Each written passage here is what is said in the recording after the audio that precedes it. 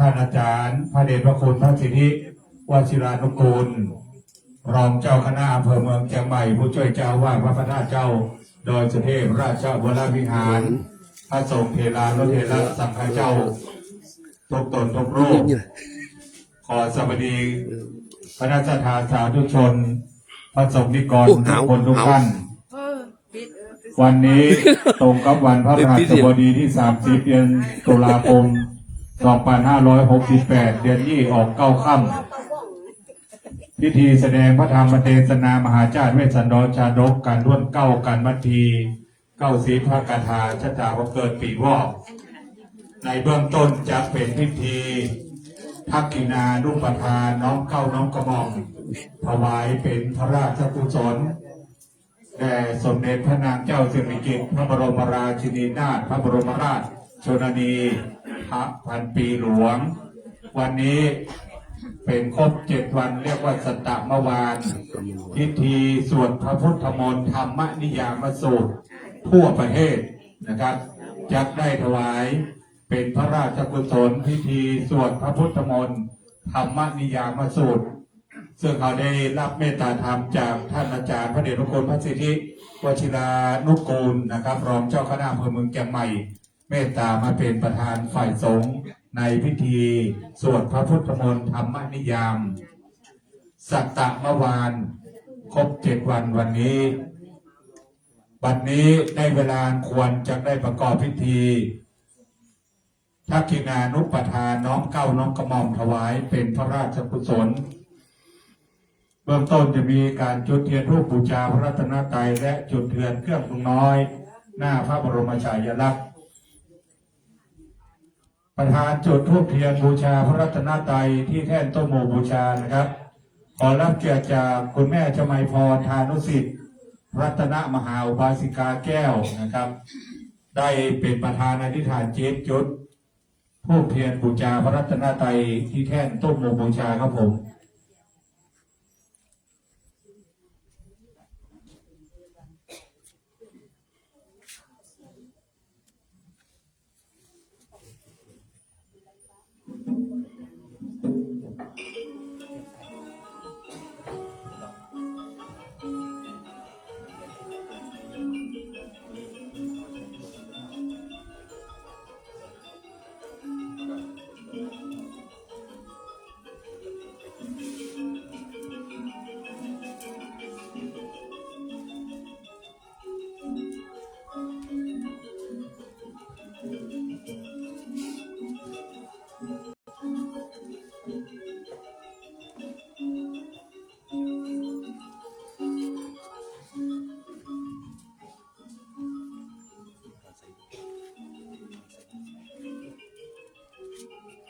จุดธูปเทียนเครื่องสักการะเครื่องทองน้อยหน้าพระบรมฉายาลักษณ์ของสมเด็จพระนางเจ้าสิริกิติ์พระบรมราชินีนาถพระบรมราชชนนีพันปีหลวงรับเกียรติจากนางจันตากันทิได้จุดธูปเทียนบูชาเครื่องสักการะเครื่องทองน้อยครับผมเดี๋ยวทุกท่านยืนขึ้นนะครับ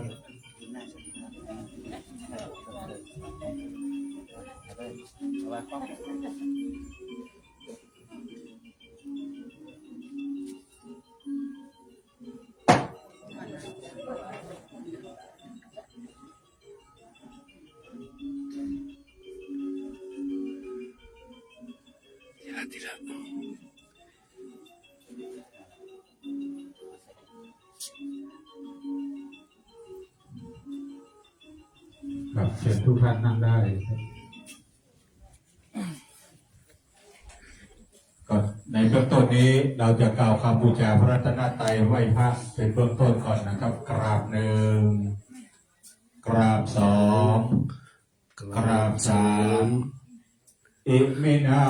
สกาเลนะพุทธังอภิปูชยามิเอมินาสกาเลนะธัมมังอภิปูชยามิ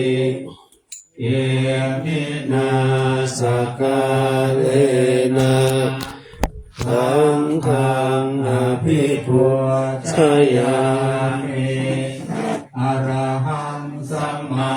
สัมพุทโธภะคะวา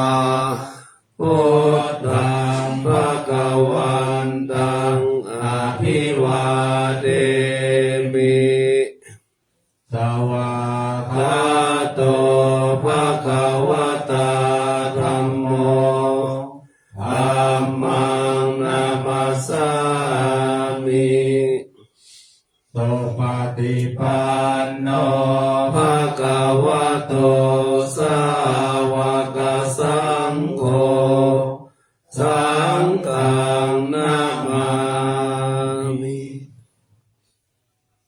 กับคณะต่อไปพระสงฆ์ทั้ง10 รูปจะได้เมตตาสวดพระพุทธมนต์ธรรมนิยามสูตรกราบนิมนต์ครับผม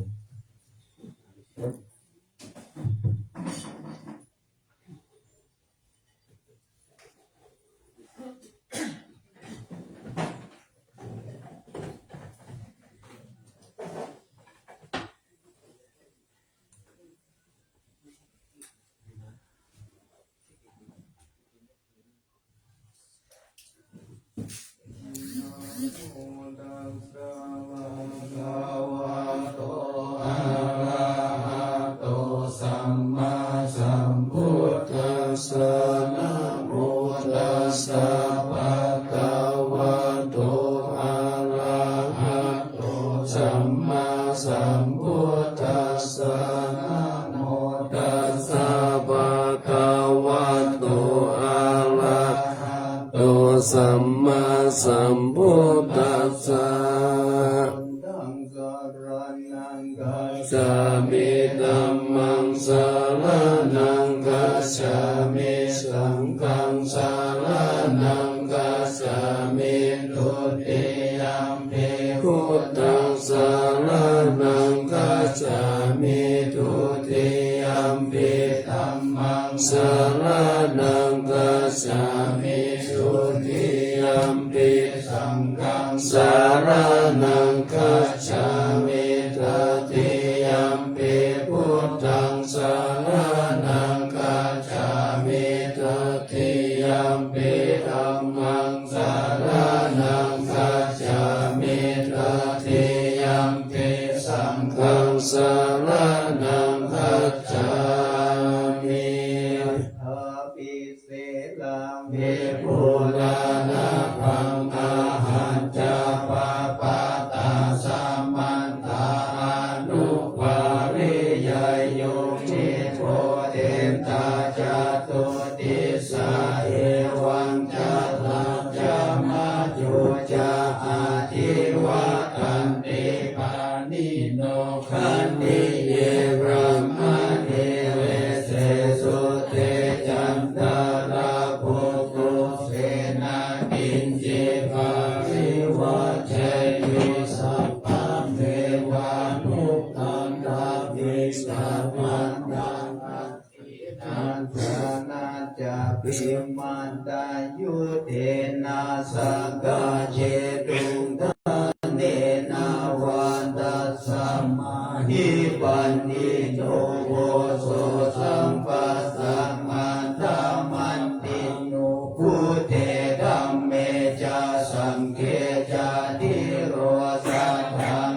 เวสายเยโตธัมมาจาริกายเยนะวายจายาอุทาเจตัสสาหิเทวันปัสสังสันติเปจาสเกปะโมทันเตสัสสัทธาตาทาคาเตอาจาราสุปาเตเตตาสิลัญจายัสสะขัลลายานังอาลิยากันตังปะสังสิตังสังเกปัสสะโนยัสสะหุชุปุตัญญาตัสสะนังนันทริโตเตตังอาภูอาโมกาวันจัน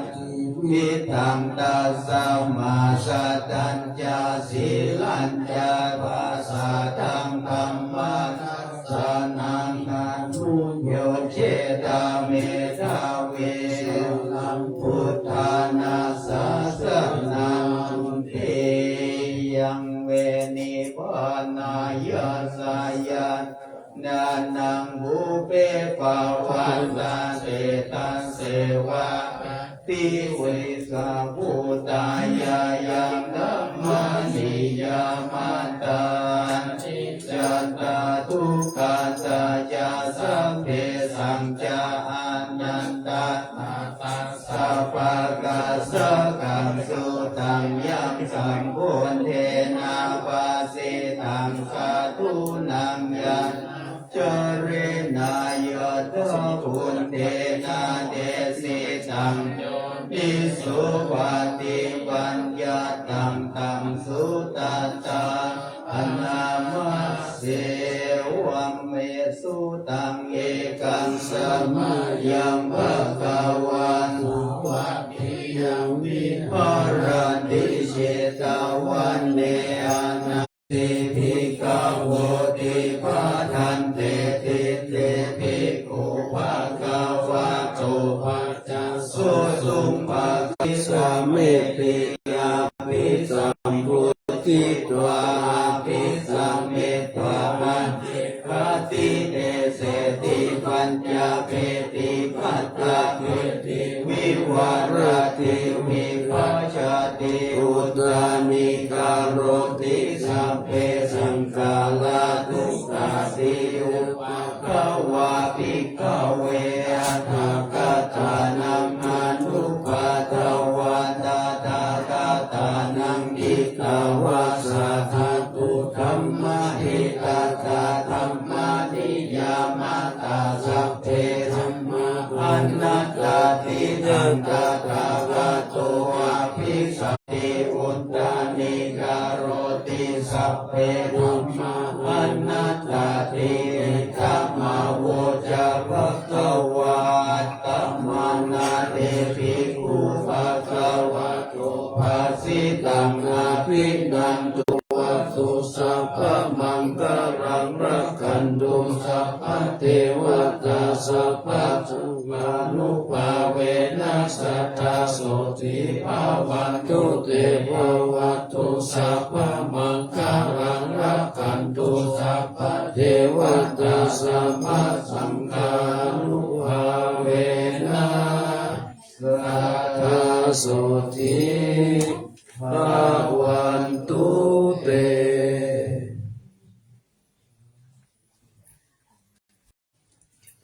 สาธุกับพระสงฆ์สวดพระพุทธมนต์ธรรมนิยามสูตรในวันนี้พบสตะเมื่อวานคือ7 วันของการเสด็จสู่สวรรคาลัยของสมเด็จพระพันปีหลวงนะครับซึ่งวันนี้ทั่วแผ่นดินนะครับได้มีพิธีแบบนี้เหมือนกันทุกวัดทุกวาทั่วประเทศไทยนะครับการต่อไปจะได้ทอดผ้าไตรบางสกุลจำนวน11 ไตรนะครับผู้ที่มีรายชื่อรายนามดังต่อไปนี้11 คน11 ท่านได้เป็นตัวแทนของพระสงฆ์นิกรวัดพระธาตุดอยสุเทพนะครับได้เป็นผู้ขึ้นทอดผ้าไตรบางสกุลประกาศรายชื่อรายนามของท่านแล้วแถวแรกให้ยืน6 ท่านแถวที่2ให้ยืน5 ท่านทุกท่านนั้นออกมาแล้วรับผ้าไตรจากเจ้าหน้าที่ก่อนพร้อมกันทั้ง11 ท่านแล้วถวายความเคารพเบื้องหน้าพระบรมฉายาลักษณ์แล้วหันหลังกลับน้อมมาทอดพระสงฆ์ในพิธีนะครับท่านแรกนะครับขอรับเกียรติจากนางพัชรีตะหน้าเรือนที่2นะครับรับเกียรติจากนางแจ่มจันทร์แสนสุขที่3นะครับรับเกียรติจากนางจันตากันทิที่4รับเกียรติจากนางจารุวรรณวงเวทที่5รับเกียรติจากนางทรงศรีวงเวท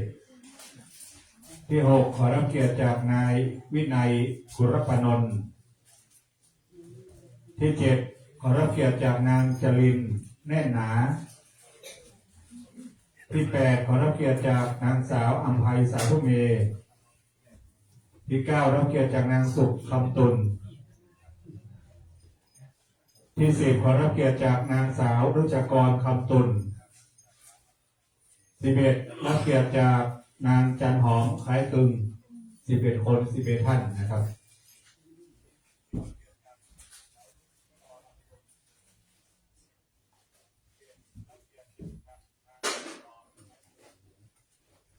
พร้อมแล้วนะครับหมดต้องถวายความเคารพครับกลับไปเลยนะครับแถวที่หนึ่งไปเลยครับลูกที่หนึ่งนะครับวันนี้ได้รับในการจิตเมตตาธรรมจากท่านอาจารย์ทุกคนพระสิทธิวชิรานุกูลนะครับรองเจ้าคณะอำเภอเมืองเชียงใหม่ในเมตตาเป็นประธานในพิธีโปรดพระพุทธมนต์ธรรมนิยามสูตร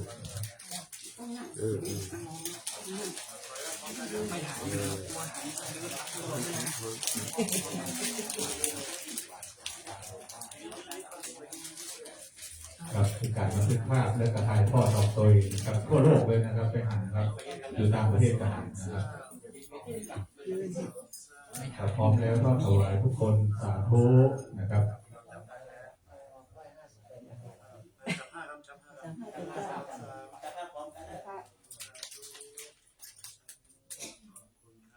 กลับเป็นหน้าที่รับรองเจ้าหน้าที่นะครับได้เชื่อมผ้าแพรกับผ้าบุษยงนะครับ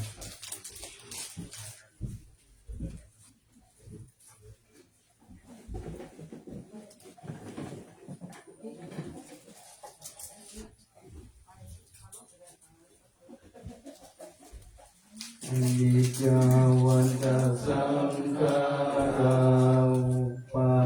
ตวายธรรมิโนโอวาทิวานิรุชันติเอสังอุปัสสโมสุโขพลังอิวังนิวาอิโตทินังเตตานังอุปปัสสติอิจิตังปฏิตังตุหังคิปะเมวะสมิจโตสัพเพปุเรนตุสังกปานจันโทปนะลายโสยะถาปิติโยวิวัชชันตุสัพพะโรโควินาศตุมาเตภวันตรายโยสุขิติอายุโกภวะอภิวาทนาสิริสานิจังวุฒาปัจจายโนจัตตารโอธรรมวัฏันติอายุวันโนสุขังภาลังกาสิเมอากาสิเมยติมิตาสักขะจะเมเปตานังทักขินังทัจจาปุเพกตามนุสารังนาหิรุนังวาโสโกวายาวันยาปาริเทวนานาตาเปตานามันดายาเอวังติตันติยาตายโยอายัญจะโกทักขินาดินนาสังกัมเมสุปฏิติตาติการตังหิตายาสัทธานาโสอุปกัปปติโสยติธัมโมจะอายันนิทัสสิโตเปตานาภูจาจักกตาอุราลาปาลัญจะภิกขุนังปันโนปะทินังคุมเหหิปุญญังคัสสุตังอนัปปะกันติตุสัมภมังคลังรักขันตุสัพพะเทวตาสัพพะพุทธานุภาเวนัสสัทธาโสทิภาวันตุเตภาวันตุสัพพะมังคลังรักขันตุสัพพะเท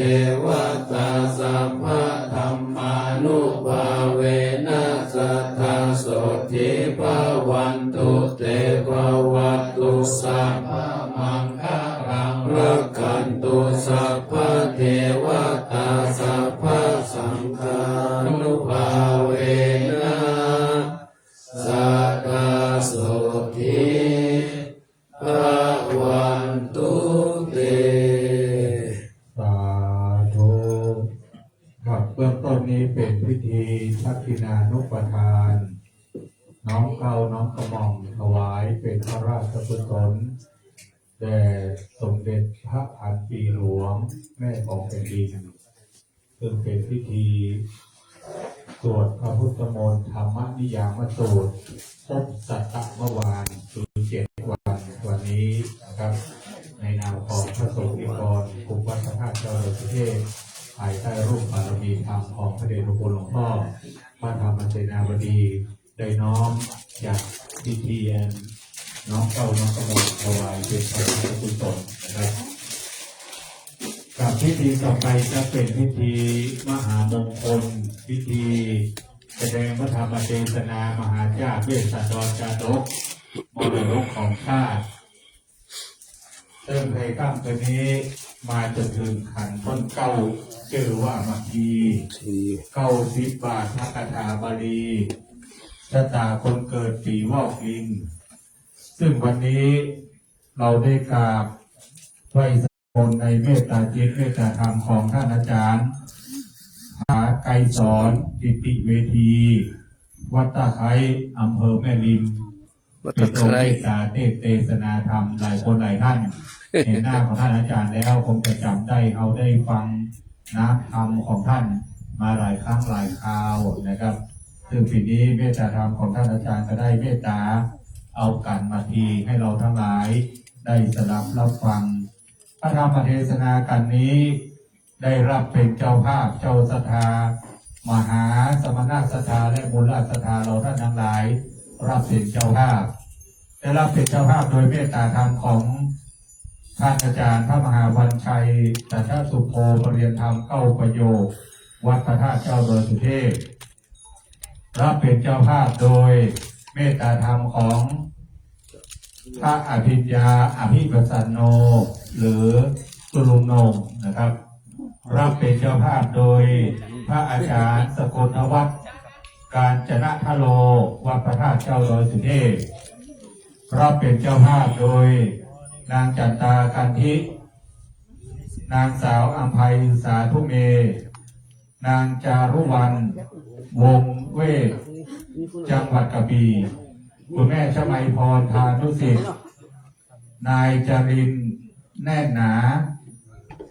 ครอบครัวแสนสุขโดยคุณแม่แจ่มจันทร์แสนสุขนะครับรับเป็นเจ้าภาพร่วมกับคณะศิษย์วัดแผนกขายบัตรแผนกตรวจบัตรสถานีรถรางไฟฟ้าของวัดพระธาตุเจ้าดอยสุเทพได้รับเป็นเจ้าภาพเจ้าศรัทธาพระธรรมเทศนาการท้นเก้านี้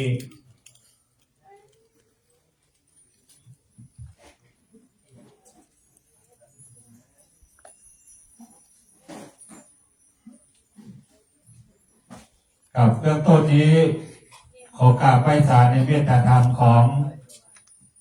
ท่านอาจารย์พระมหาวันชัยสัทธสุโภปริยธรรม9 ประโยคได้เมตตาอธิษฐานจิตจุดเทียนน้ำพระพุทธมนต์กราบไหว้ศาลนิมนต์ในเมตตาธรรมครับผม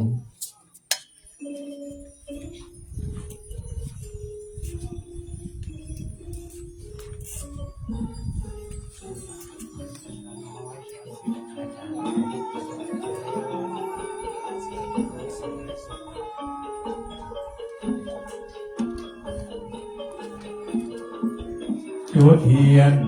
ถวายซองเทียนนะครับขอรับเมตตาธรรมจากพระนงค์อภิญญาอภิปัสสโนนะครับกราบไหว้ศาลนิมนต์ครับผม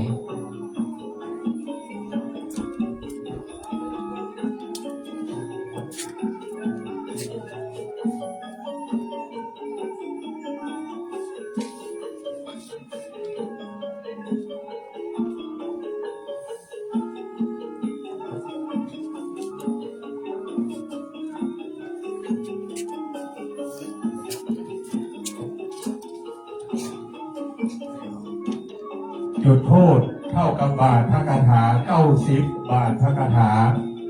ชะตาคนเกิดปีวอกลิงนะครับชุดแรกกราบพระสาธิมนต์ท่านอาจารย์สกลทวัฒน์การจนะทโลนะครับอธิษฐานจิตนะครับ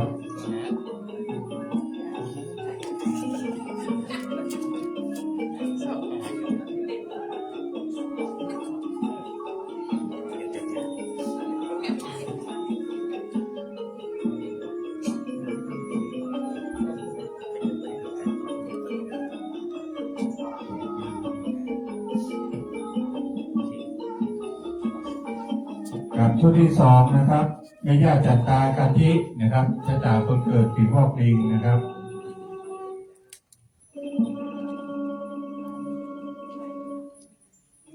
ครับต่อด้วยครอบครัวแสนสุขนะครับซึ่งตรงกับชะตาคนเกิดของ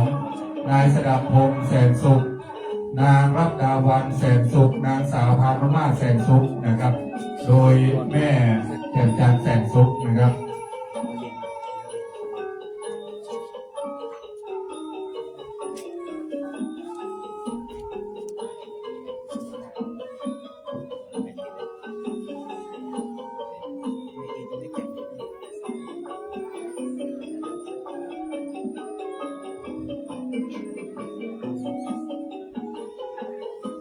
ต่อไปนะครับนางสาวอัมภัยสาธุเมนะครับ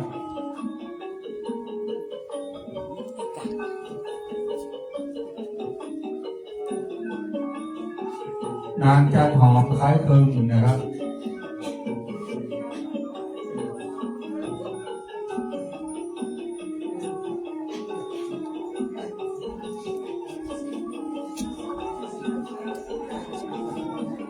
นายอภิเชษฐ์เดชวงยา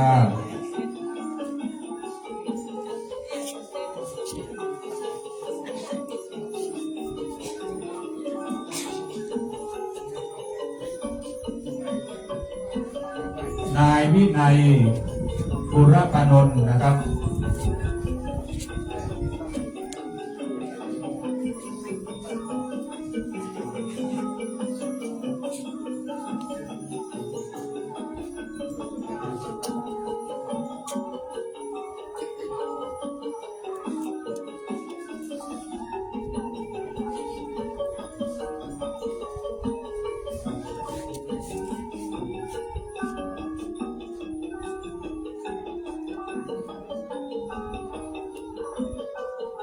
นายจรินแน่นหนา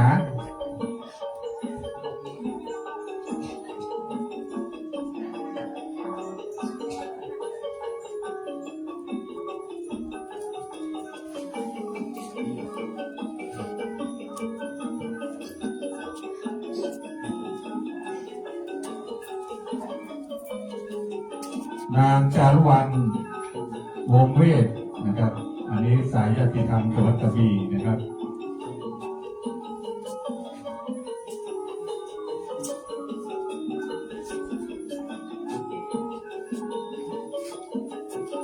เป็นตัวแทน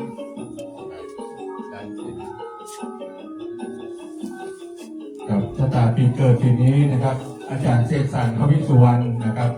ชะตาคนเกิดปีพอกลิงเหมือนกันนะครับอาจารย์เสกสรรวิสุวรรณจะได้อธิษฐานจิตนะครับกับทีนี้นำลิงนำพอกมาตั้งทั้งสามเลยครับปิดหูปิดตาปิดปากเสียบ้างแล้วนั่งให้สบายฟังธรรมแบบสบายกันในวันนี้นะครับกับเมตตาของท่านอาจารย์ไกรสอนจากกิติเวทีคุณพ่อเจริญประเสริฐศรีนะครับได้ประเคนพานดอกไม้เพื่อจะได้สมทานเป็นเจศีลนะครับเรียนเชิญคุณพ่อเจริญครับผม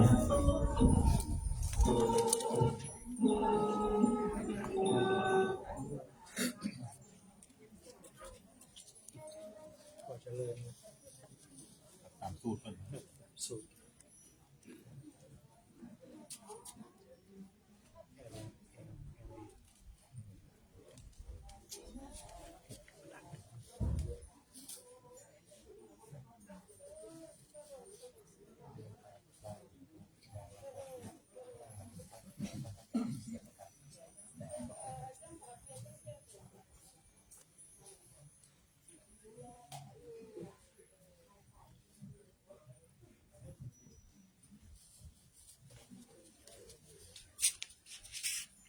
ครับเริ่มต้นนั้นเราได้กล่าวคำบูชาพระรัตนตรัยไหว้พระเป็นที่เรียบร้อยต่อไปเราจะได้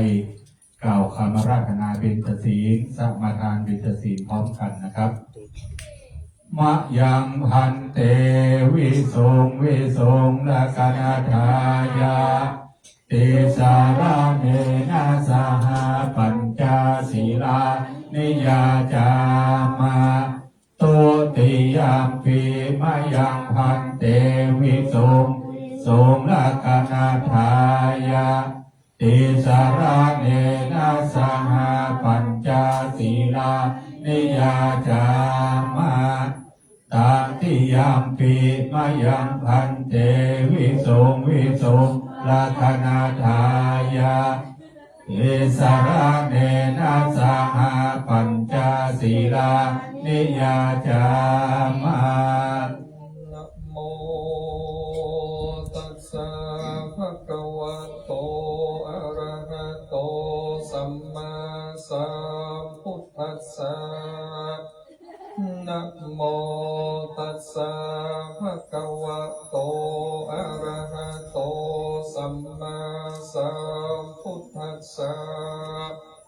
นะโมตัสสะภะคะวะโตอะระหะโตสัมมาสัมพุทธัสสะนะโมตัสสะภะคะวะโตอะระหะโตสัมมาสัมพุทธัสสะนะโมตัสสะภะคะวะโตอะระหะโตสัมมาสัมพุทธัสสะนะโมตัสสะภะคะวะโตอะระหะโตสัมมาสัมพุทธัสสะพุทธังสรณังกัจฉามิ พุทธังสรณังกัจฉามิ ธัมมังสรณังกัจฉามิ ธัมมังสรณังกัจฉามิ สังฆังสรณังกัจฉามิ สังฆังสรณังกัจฉามิ ตุติยัมปีพุทธังสรณังกัจฉามิ ตุติยัมปิพุทธังสรณังกัจฉามิ ตุติยัมปีธัมมังสรณังกัจฉามิ ตุติยัมปิธัมมังสรณังกัจฉามิ ตุติยัมปีสังฆังสรณังกัจฉามิ ตุติยัมปิสังฆังสรณังกัจฉามิ ตาติยัมปีพุทธังสรณังกัจฉามิ ตติยัมปิพุทธังสรณังกัจฉามิ ตาติยัมปีธัมมังสรณังกัจฉามิ ตติยัมปิธัมมังสรณังกัจฉามิ ตาติยัมปีสังฆังสรณังกัจฉามิ ตติยัมปิสังฆังสรณังกัจฉามิ ปานาติปาตาเวระมณีสิกขาปัตตังสมาติยามิ ปานาติปาตาเวระมณีสิกขาปะทังสมาธิยามิ อะหินนาตานาเวระมณีสิกขาปัตตังสมาติยามิ อะทินนาตานาเวระมณีสิกขาปะทังทิยามิ กาเมสุมิชาจาลาเวระมณีสิกขาปัตตังสมาธิยามิ กาเมสุมิชาจาราเวระมณีสิกขาปะทังสมาธิยามิ มุสาวาตาเวระมณีสิกขาปัตตังสมาธิยามิ มุสาวาตาเวระมณีสิกขาปะทังสมาธิยามิ สุราเมรยมัชฌปมา ตัฏฐานาเวรมณีสิกขาปัตตังสมาธิยามิสุราเมรยมัชฌะปมาสถานาเวรมณีสิกขาปะทังสมาธิยามิอิมานิปัญจสิกขาปะทานิสีเลนะสุขติงยันติสีเลนะโภคสัมปทาสีเลนะนิพุติงยันติตัสสมมาสีรังวิโสทะเย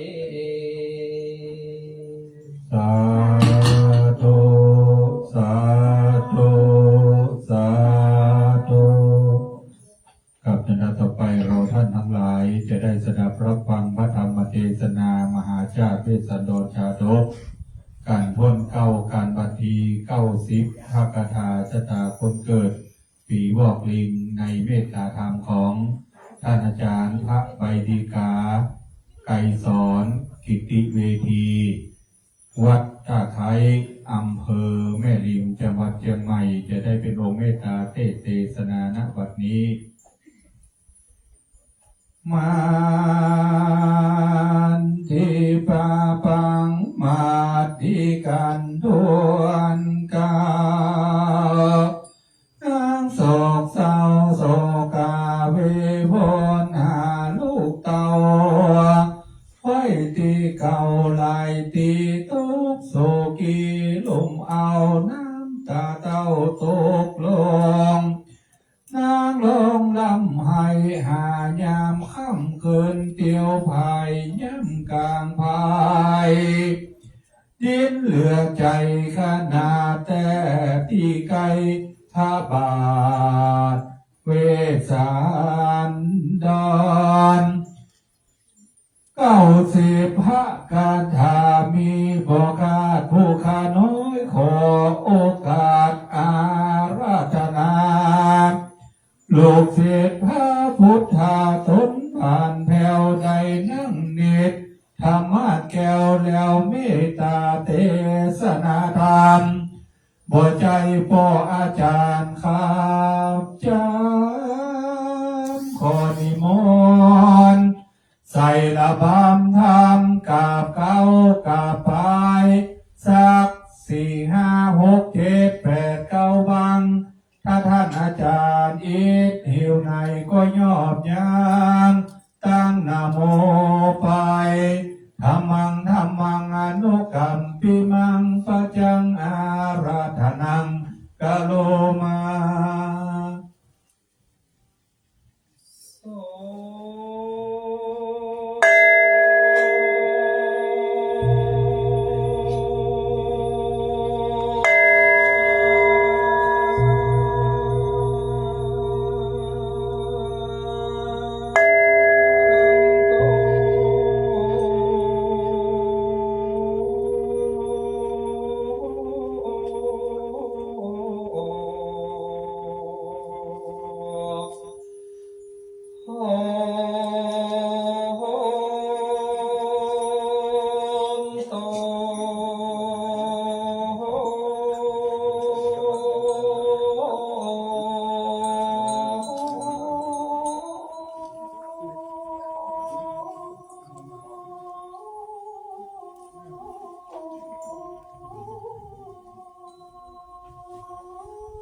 ติมาสังฆา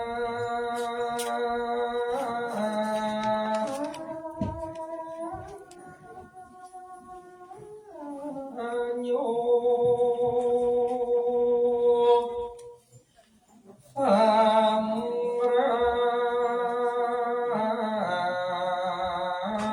จงฟัง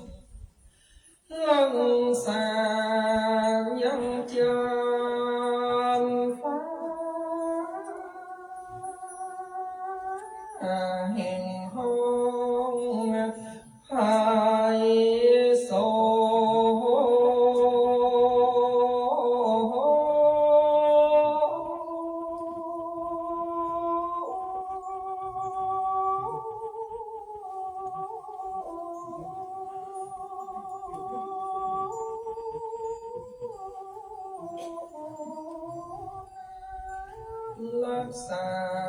เมืองโคงมนุษย์แห่งห้องรักษาเมืองเชียงใหม่เตนาโต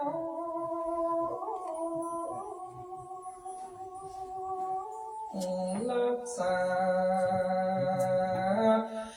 อย่าง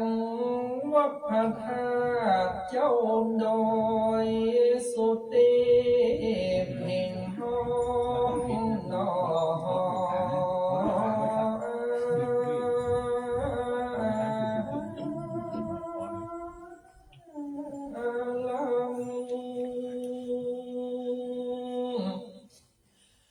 ขอจงมาโลมาโอ้โหมาตีตา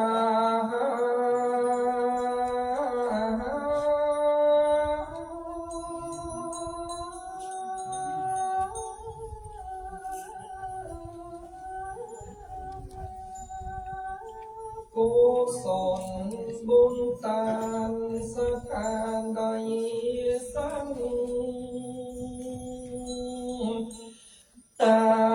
มทำเนสันดรเจ้า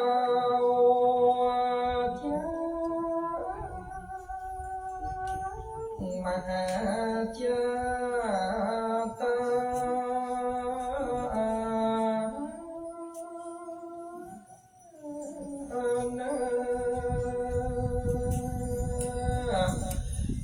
มากันลาย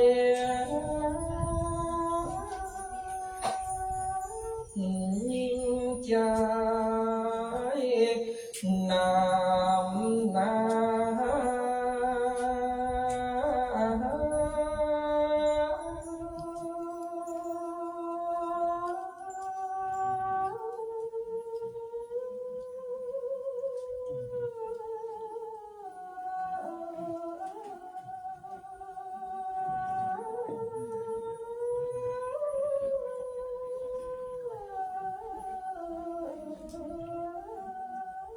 มานั่งฟังธรรมมหาเจ้าแก้วได้เป็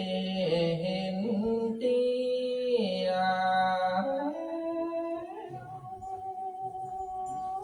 ออกกุศลบุญตานมาตั้งโลกน้อยห้องก็ป้าลานบัญยอมือต่ำฟังธรรมพระเจ้า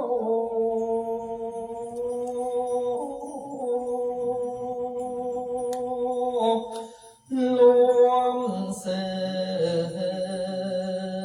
มเจตนา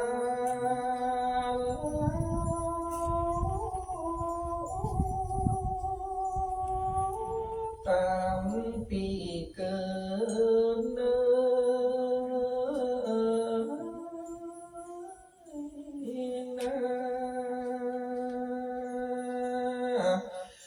ธรรมธิการนี้มี90ประกาศ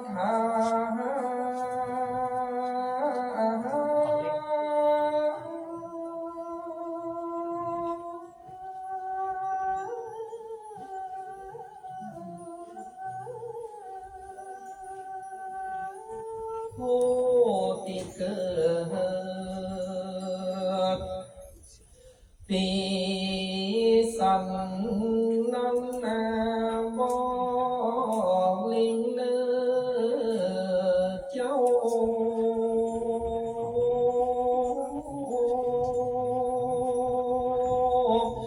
สัทธาคนใดได้ฟังแล้ว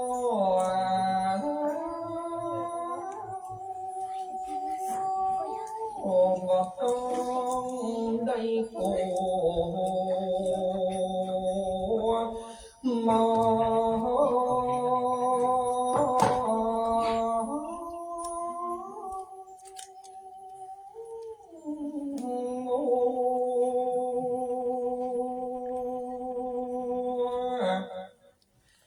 อายุจะมันหนอยืน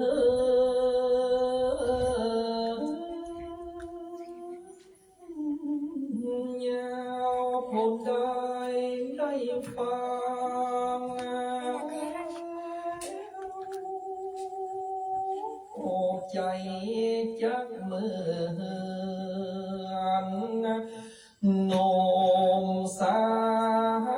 ว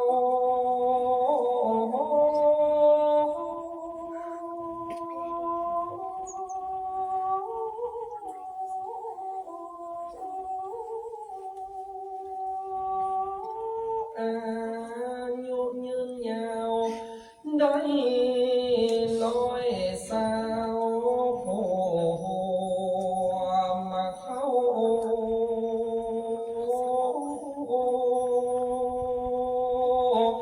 จางมั่งมูลต้นนาเต้า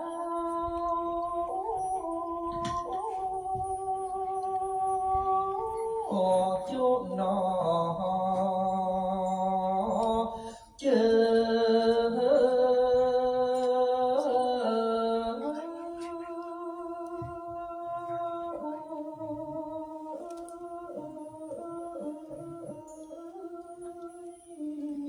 บัน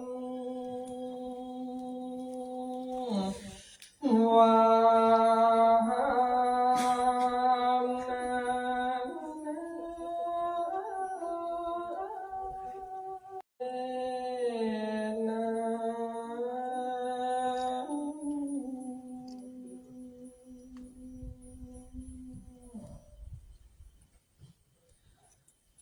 ขอยกมือ10 นิ้วแต่ไตไวสายังพุทธปิมปาสาดุเจ้า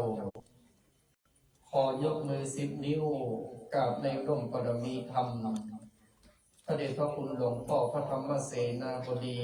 เจ้าคณะภาค7ท่านเจ้าอารามธิบดีสงฆ์วัดพระธาตุเจ้าดอยสุเทพผู้เป็นต้นเป็นประธานในท่ามกลางสงฆ์ที่นี่ด้วยความเคารพนอบน้อมบูชายิ่งมือสาธุการจารย์เจ้าคุณประสิทธิวชิรานุกูลรองเจ้าคณะอำเภอเมืองเชียงใหม่ผู้เป็นครูบาอาจารย์ของเราพร้อมด้วยครูบาอาจารย์พระมหาเถรานุเถระจุตนจุองค์ขอความผาสุกในธรรมจงบังเกิดมีแก่พระเมตศรัทธาญาติโยมท่านสาธุชนทั่วไปธรรมทุกคนทุกท่านได้น้อมจิตน้อมใจได้ตั้งจิตมาแต่ไกลได้ตั้งใจมาแต่บ้านปากันมาห่วมสร้างกองกำลังกุศลคุณงามความดีฟังเทศมหาจารย์เวสสันดรจาดกในค่ำคืนวันนี้ซึ่งในค่ำคืนวันนี้เรากับผมอาตมาภาพได้รับเมตตาธรรมสูงสุดจากพระเดชพระคุณหลวงพ่อพระธรรมเสนาบดีได้มาเป็นองค์เทศนาธรรมในเนื้อธรรมมหาจารย์กันท่วนเก้ากันนาทีซึ่งตอนที่จะเทศนาธรรมนั้นขอญาติโยมท่านสาธุชนอีพ่ออีแม่นักศีลนักบุญทั้งหลายที่ประนมมืออยู่เอามือลงเนี่ยกำซึ่งวันนี้นั้นท่านสาธุชนญาติโยมถ้าเปรียบเหมือนการดูละครนั่นก็ถือว่าเลยกึ่งมาแล้วในญาติโยมหนึ่งวันนี้อาตมาภาพเดินทางมาจากที่ได้หันพระเมสสทาหลายคนหลายท่านบางคนก็ขึ้นคันไดบางคนก็ขึ้นลิฟต์ล่าตามล่าขึ้นลิฟต์มาด้วยกัน เหล่าทุเจ้าองค์เตศก็มีวันนี้ก็นิมนต์ทุเจ้าที่ไหนมาเตศอีเฮ้ยทุเจ้าก็มีนะฮะถึงบอกว่าใหญ่โยมตลอด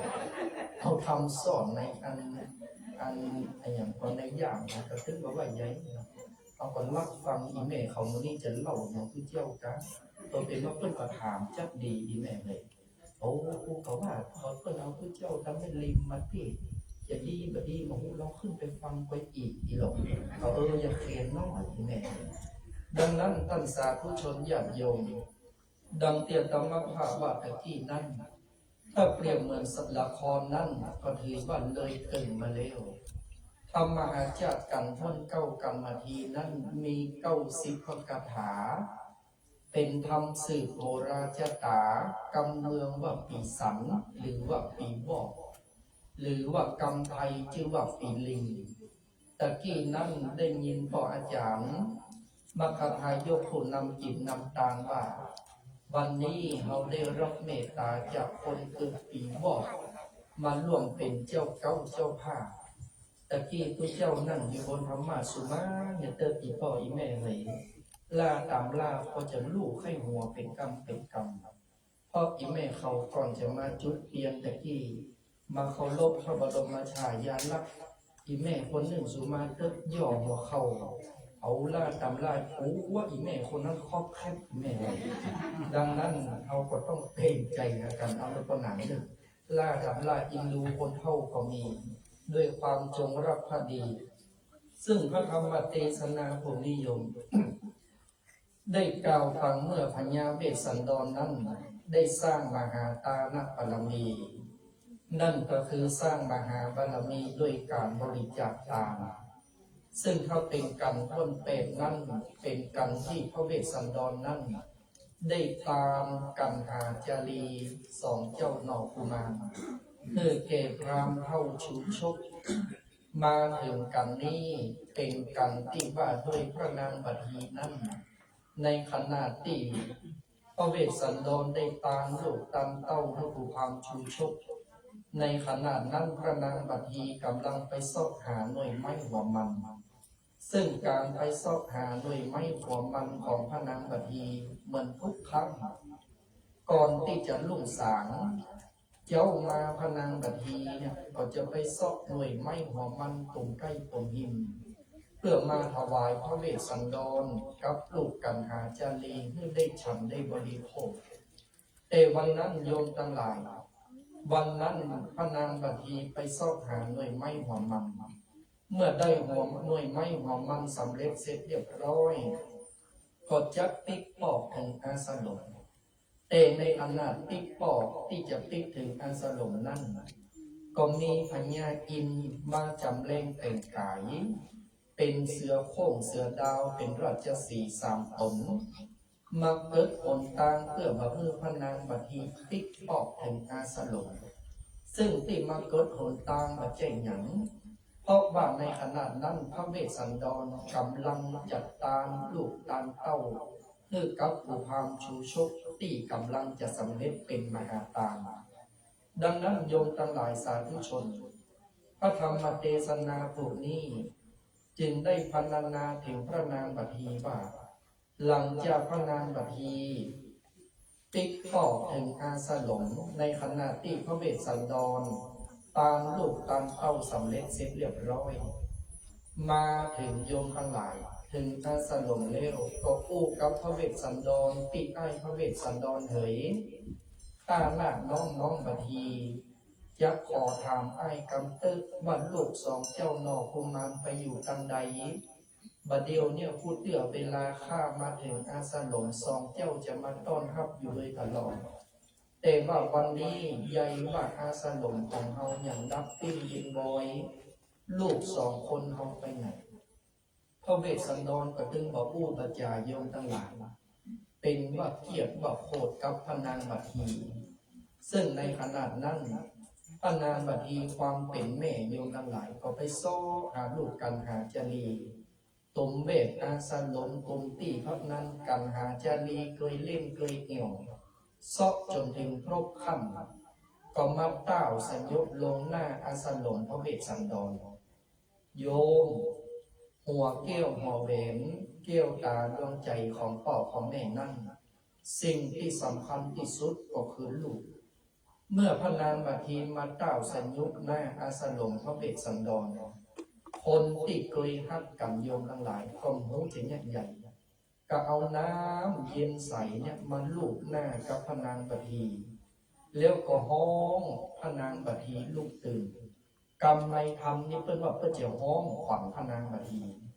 เมื่อห้องขวัญพระนางบัดทีสำเร็จเสร็จเรียบร้อยพระนางบัดทียื่นขึ้นมาพระเวสสันดรก็จึงได้บอกความจริงกับพระนางบัดทีว่าน้องบัดทีเฮ้ย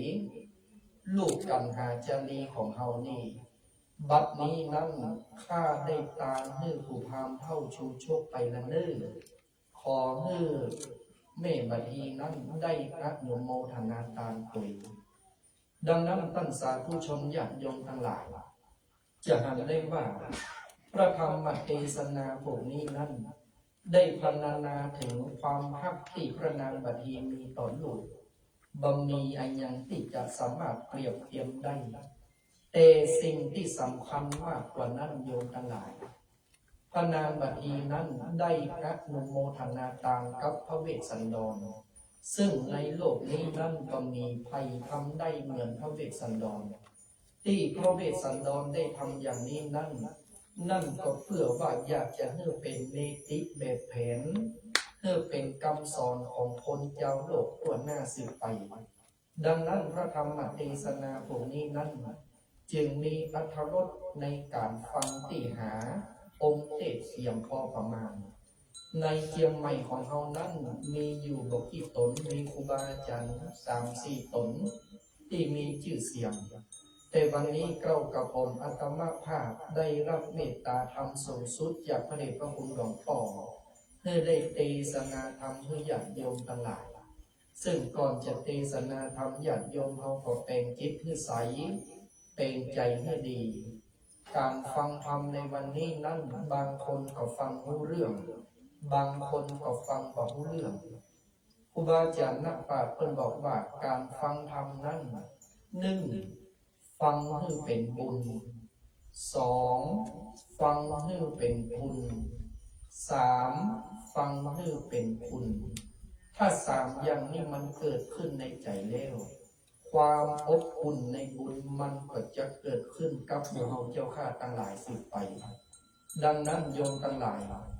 ป้อนน้อยป้อนนานเพิ่นจังว่าเล่นอีแม่ให้เพิ่นว่าพุทธละยิงใจคนใดก็ตามในขนาดฟังธรรมมหาจากเวสสันดรจารกบอกว่ากันพ้นเก้าตั้งแต่ทศพรหิมปานตามนากันมาจนถึงบัดนี้กรรมทีก็ดี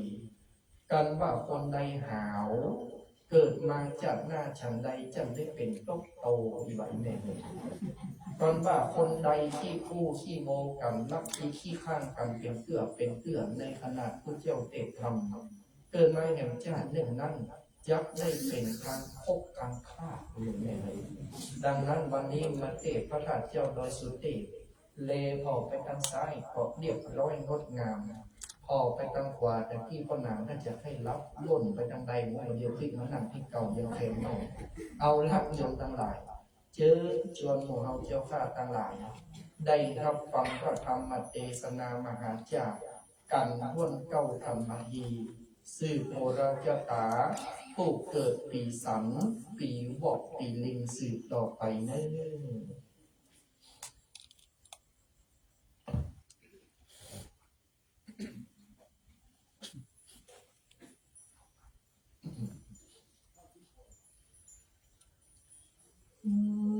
นะโม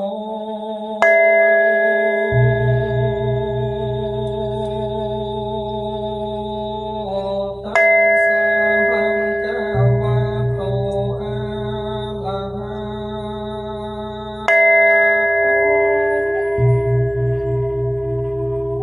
สัมมาสัมพุทธัสสะ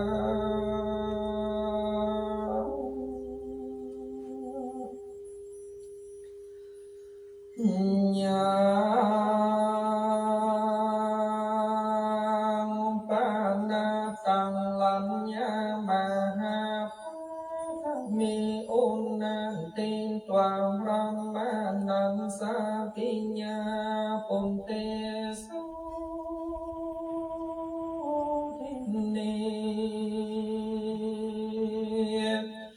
สุญญาวาภัมมาโลกาเองกังโก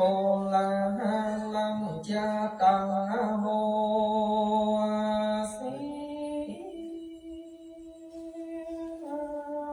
ดัมธรรมังติสนามเถิงมันที่กันวันเก่าวันหาพระเจ้าหันติสันนามาส่วนว่าญาสัมปัญโยตัญญา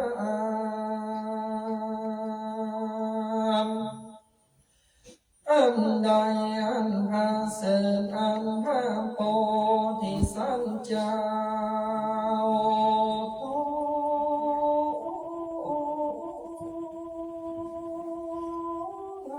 เลิ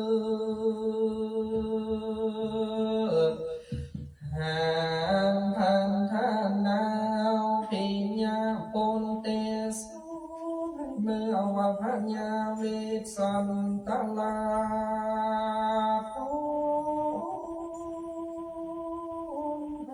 เพวอันปาสันเฮลงแก้วเป็นตามแก่พระมานา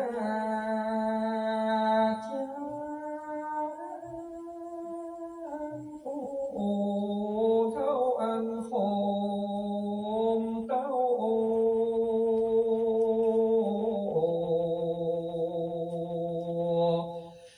ข้าวมา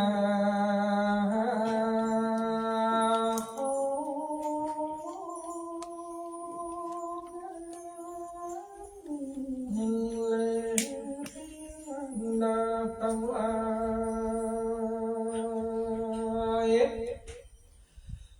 มวนโมพวงนาโยหิมมาปานได้ยินเสียงสานแห่งให้แห่งแก้วแก่นให้เมสองสา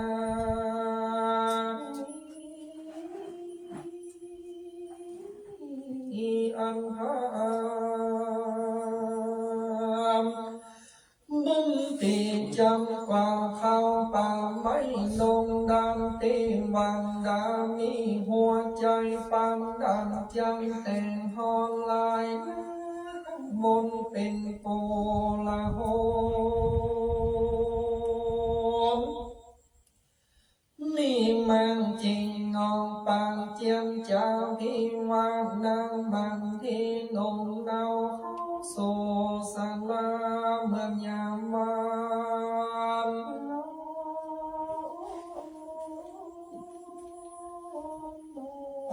หันส่องโซ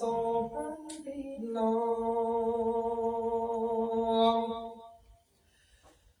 ในแห่งห้องศาลานั้นผ่านญาติให้ถามหาเล่ากันนางลูกข่าวมาผ่านญาติองค์เต้าเป็นตามก็จังเล่นไปตามตีใหญ่น้อยข้าคอยเล่นไปหานางห่างยาก่อนจังลำบางสาวเบยตรงใจเสียวนาภาษาไหลกันดังนี้เลว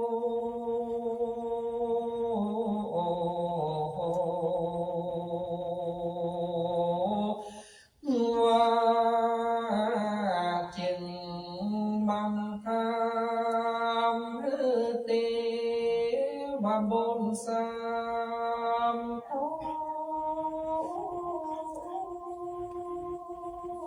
มิเสมาโส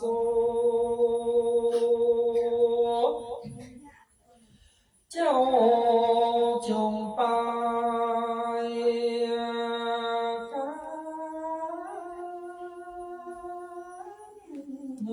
กำเป็นเนื้อสามตัวนิโรธเปิงกว่าเพิงขายาเป็นดังจังกันกาแต่ดี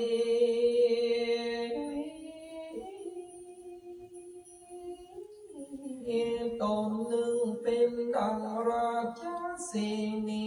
อำนาจตนหนึ่งเป็นดังเสือโคงงานเอาคนเล่ตนหนึ่งเป็นดังเสือเรื่องจนเป่าปังตัวการยามเรื่องไป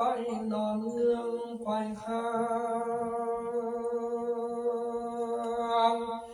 ท่านตีลังนั้นมันที่จังนั่งคีลีเตียวต้องยันนาง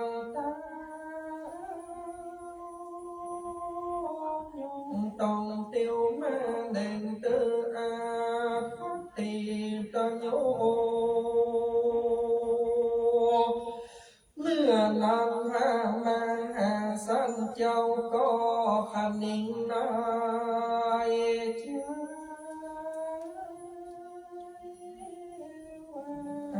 นางมันที่สัลีนอนเอา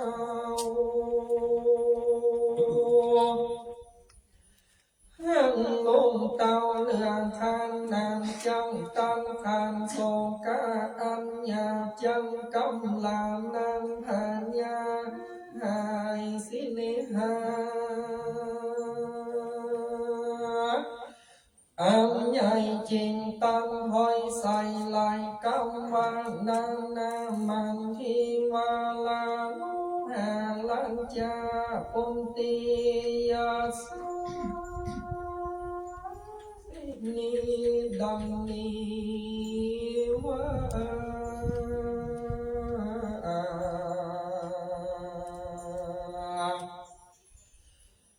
โน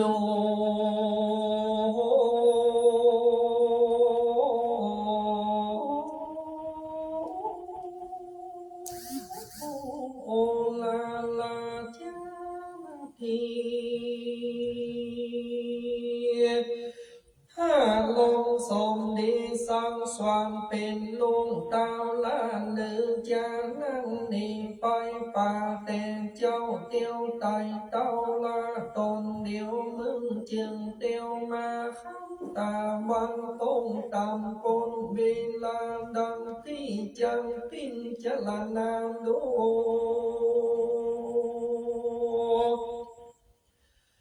นี่สอนจังเป็นต้นแก่งโกลือวันจังได้แก่มึงนางงามจังเดินตามปากว้างกลางปาเตตังดงดอนมีตึงปีธัญญาทรและเลือเสีย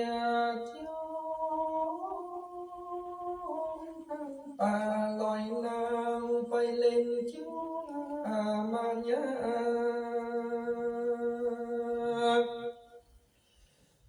ลอยว่านางบอนเน่งนาขึ้นลอดจงใจจอดอันใดลุงใส่ใจลวดลืมขึ้นหูมัวไปเล่นทิว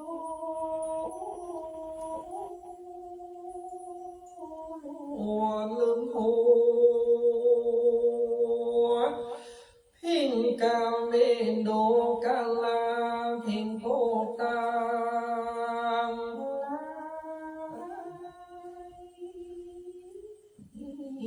จับฟังนี่ยายอันเก่าอันจังเล่าห้องเห็นนางมันที่แก่นไทยลองให้พอเล่งหา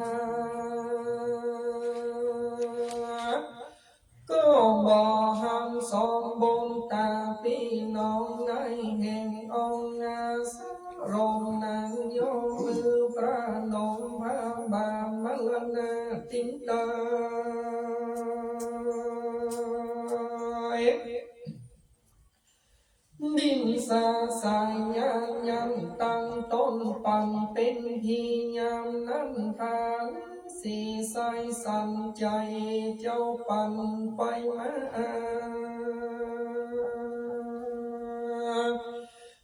นางน้องเอวเต้ามอรันนาจานานีน้ำตาต้งจะโซสวมพระเวสสัน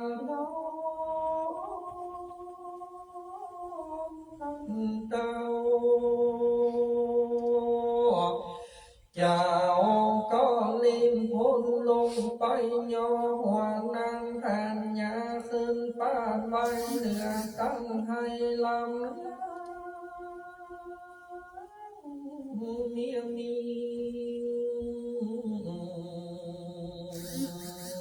นะเกินโกสิงหนอ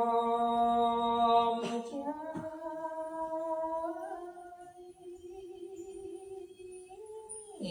ว่า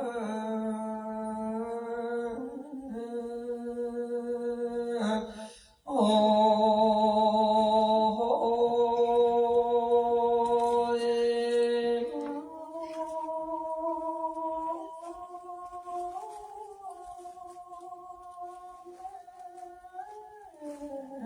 ที่โกนี่นาตายเสียเตเลนอว่าอันมาตายลาปีไว้นี้จากกันนาตายในนครนา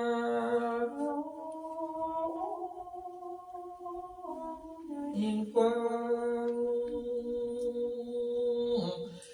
โก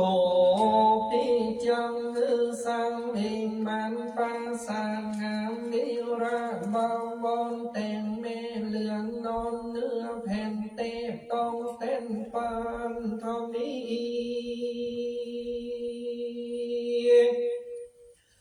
ปองโล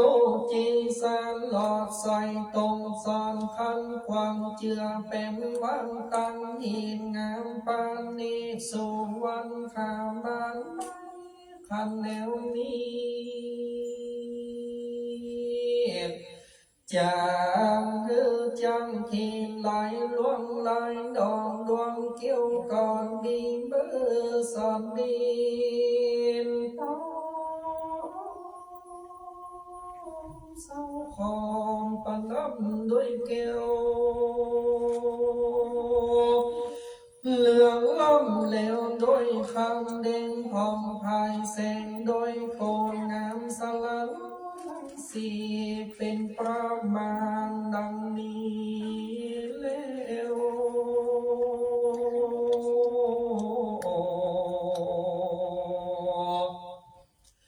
โกปีจะแต่งไฟมาแก้วเล่นตามาปาบินเลี้ยวเล่นบอกไฟลูกจังเส้นเสียงครามบอกไฟลูกมาลูกกวางเล่นตินสายบอกไฟลูกงัวพายเสียงส่งบอกไฟลูกควายจงจำโบม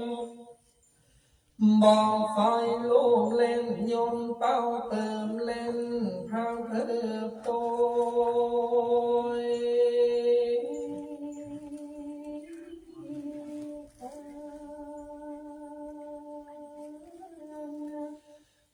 เล่นปอม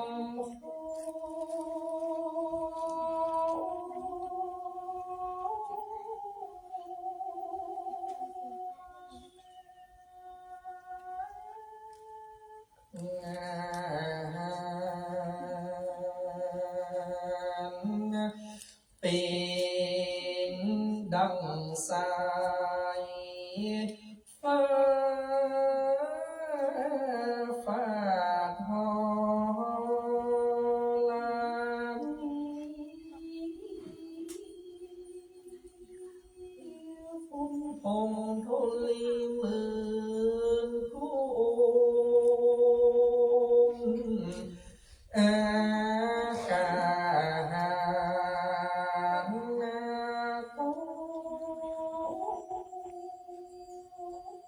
นอไป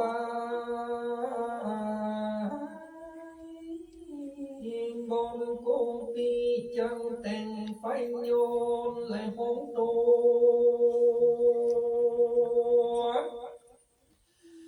มีปีนคืนฟอนฟีกันลงลือตัวคงปราสานแก้วจอแล้วเล่นลงมาโดยประการดังนี้เร็ว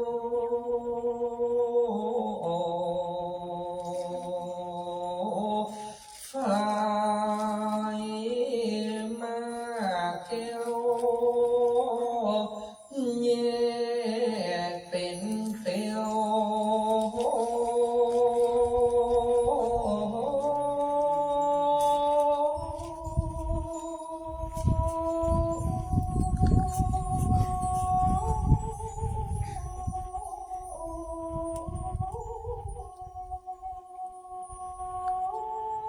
โอนไฟเขียวตีนจอฟ้า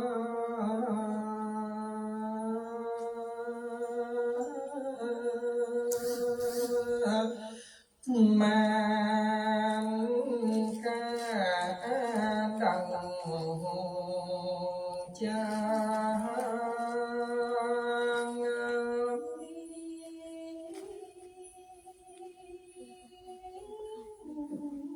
โบโลมา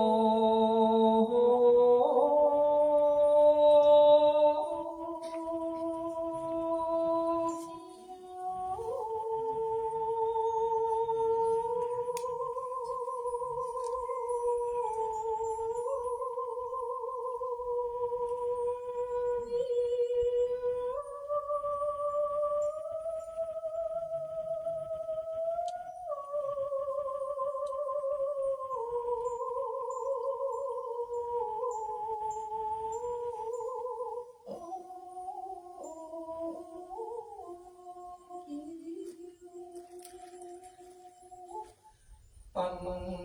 เก้าปานดังจางยกเอาหอภาษาเจ้าหอภาษานาเก้า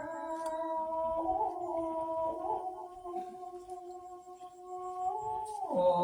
แม่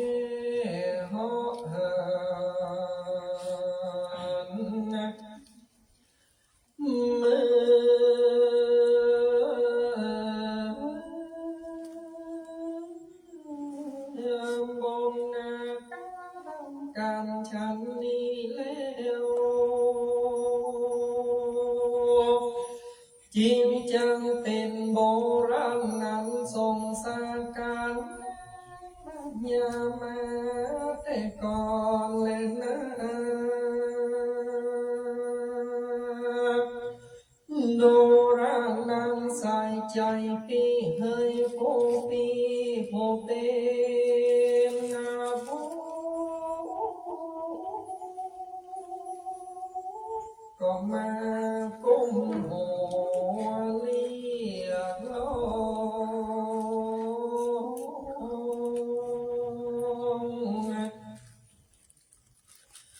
งว่า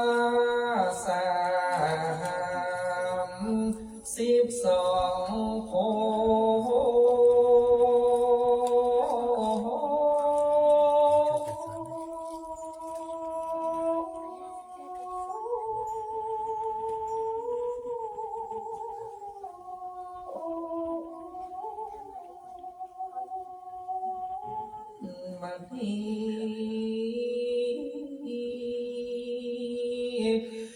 โนมจานา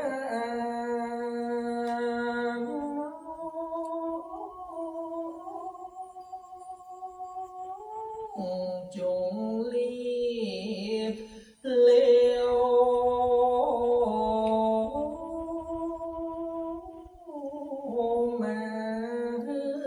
มาตั้งขวานเกษา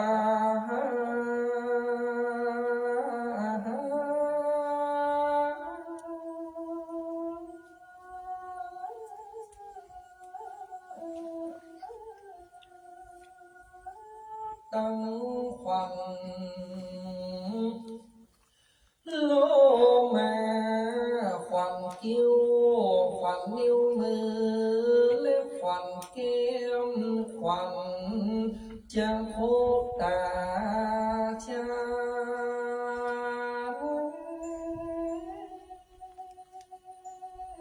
สังเอสวังดีเพื่อมาตั้งขวัญโหตามีตั้งโกฮือมาโยเต้าเตรียมคิงฮือมาตั้งขวัญลางา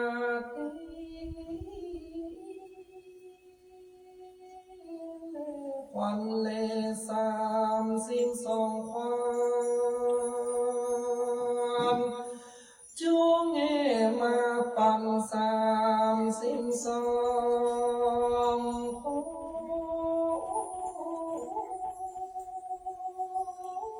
จงมาโยพร้อมเร็ว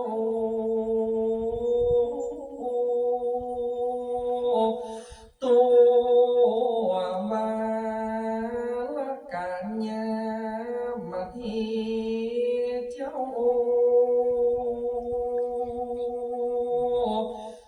ว่า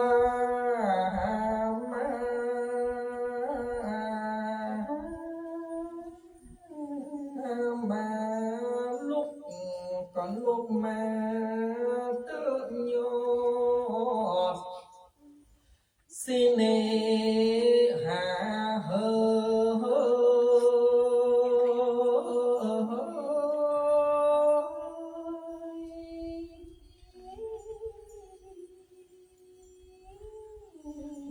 เตี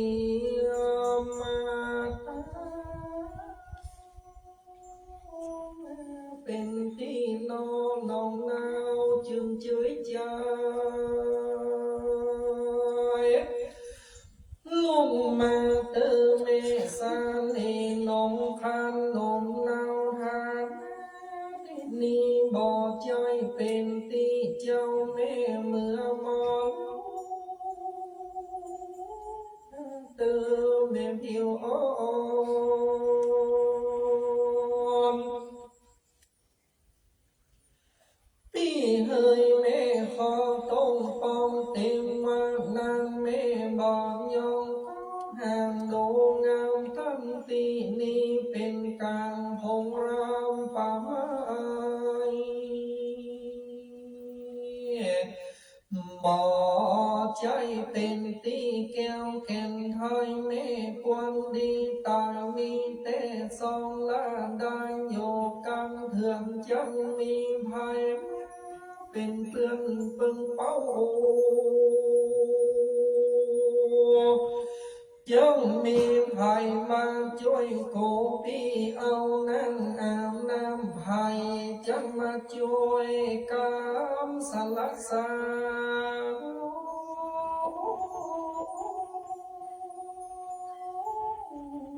ภัยจะมามีโมแม่หมดเป็นเกล้าภัยจังมาเป็นเพื่อนเฝ้าแม่จอมสาลีในกาลานั้นนานมันที่สาลีเกลือเลี้ยงเกียงอ่อนสงสารนางสารโยมตายไปลอยนึงแล้วนั่งแก้วก่อนได้สาติตื่นจึงขึ้นมา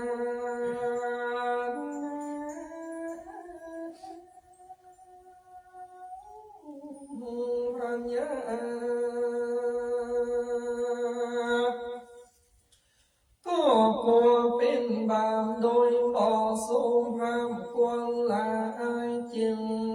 มาทา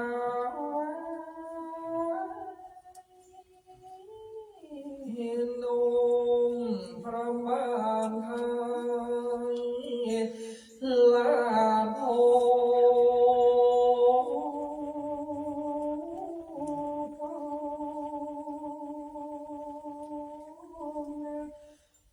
ว่าข้าแต่พระเมสสามเอ่ยเจ้าคอยข้าบนน้อยขอขมาเหมาพระราชาได้ทงต้องคานาน้องฤาษีนี้พิมพ์กองดีแห่งธรรมจารีโดยสุภาษิตกองธรรมถ้ามายุ่งกรรมตัวน้องโดยเพ่งของสิเน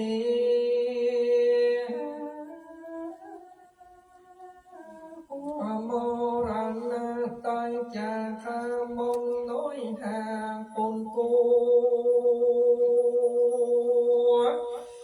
ห้าเหนือหัวพายพรขอจุงงงโตแกเมียกรามปังเดียวนี่เติบเหนือหัวเฮย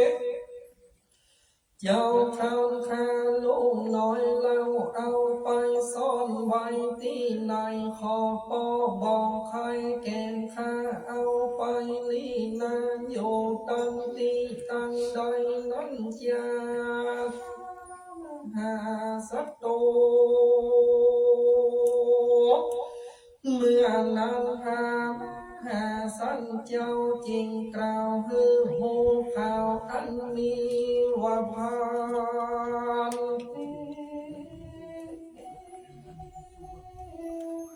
ลาลาทีอันมาสองสาลีนอนเนาที่ก่อนได้คือลูกเต้าเป็นตามแก่พระมานา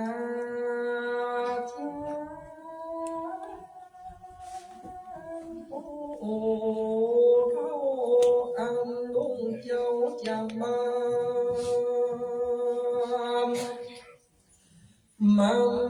โลดสาลาพี่น้องเอาเกี่ยวห่วงต้องมีไปในวัน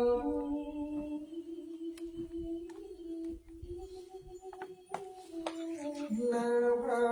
มหาสัจเจ้าก็บอกแก่นางโนเนาลาที่ตามอันมีแต่เขา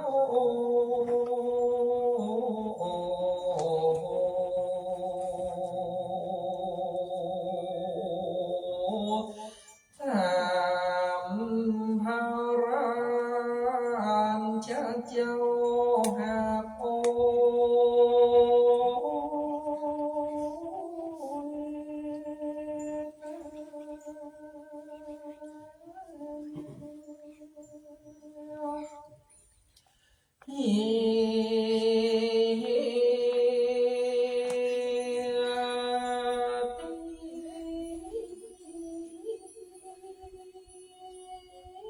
นุตา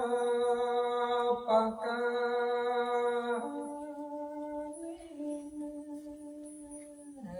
ก็มีโดย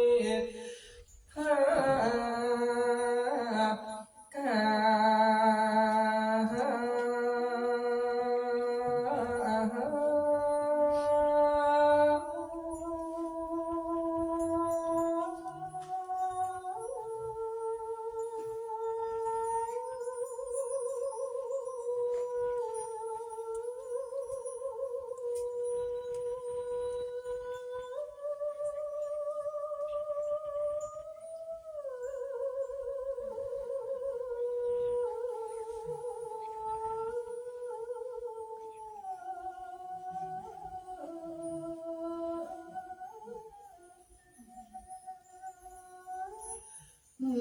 ดัง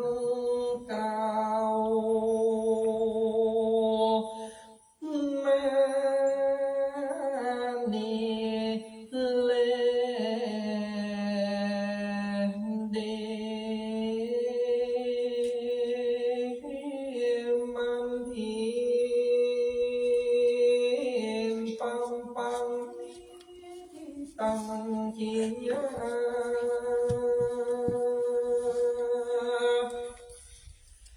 สังวังลานามิเสจาเห็นยังมันที่คำพร้อมเก่าวันผ่านดำผ่านนาไปโดยกันหาว่าได้เก่าเสียงประกา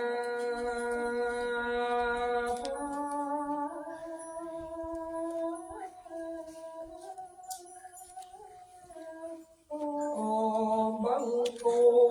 งสมเลนสันเด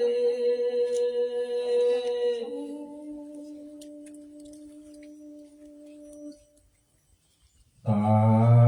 ธุสาธุสาธุสาธุสาธุ สาธุ สาธุ สาธุ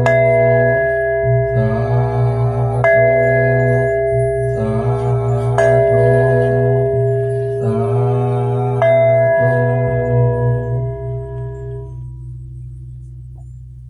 90 บาทพระคาถามหาเวสสันดรชาดกการท้นเก้าชะตาคนเกิดปีวอกลิงในเมตตาธรรมของท่านอาจารย์ พระไบดีกาไกรสอนกิติเวทีวัดตาไคร้อำเภอแม่ดีมจังหวัดเชียงใหม่ ได้เมตตาเทศนาธรรม ได้เตียวธรรม ตอนที่พระนางมัททีนั้นกลับมาถึงอาสลมแล้วปหารโลกทั้งสองจึงสลบไป พระเวสสันดรเจ้าจึงได้ฮ้องขวัญเรียกขวัญว่าฮ้องขวัญพระนางมัททีฟังท่านอาจารย์ฮ้องขวัญพระนางมัททีแล้วลิ้วเสียงเขาหายใจได้3-4เข้าออกท่านอาจารย์ยังลิ้วเสียงมาลงเตื้อใครถามท่านอาจารย์ว่าเอาผู้ดังผู้ไหนหายใจโอ้ฟังเป็นที่ละเมาเอาใจในการทำการเทศน์กันนี้นะครับ ซึ่งพระธรรมเทศนากันนี้ได้รับเป็นเจ้าภาพเจ้าศรัทธาทั้งมหาสมณศรัทธาและมูลศรัทธาประกอบไปด้วยเมตตาธรรมของท่านอาจารย์พระมหาวันชัยสันทสุโภปรริญญา9 ประโยควัดพระธาตุเจ้าดอยสุเทพภูสอนบารี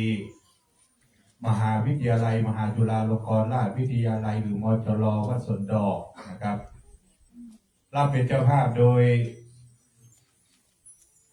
พระอภิญญาอภิปัสสโนหรือตุลุงโนงวัดพระธาตุเจ้าพระเจ้าดอยสุเทพรับเป็นเจ้าภาพโดยท่านอาจารย์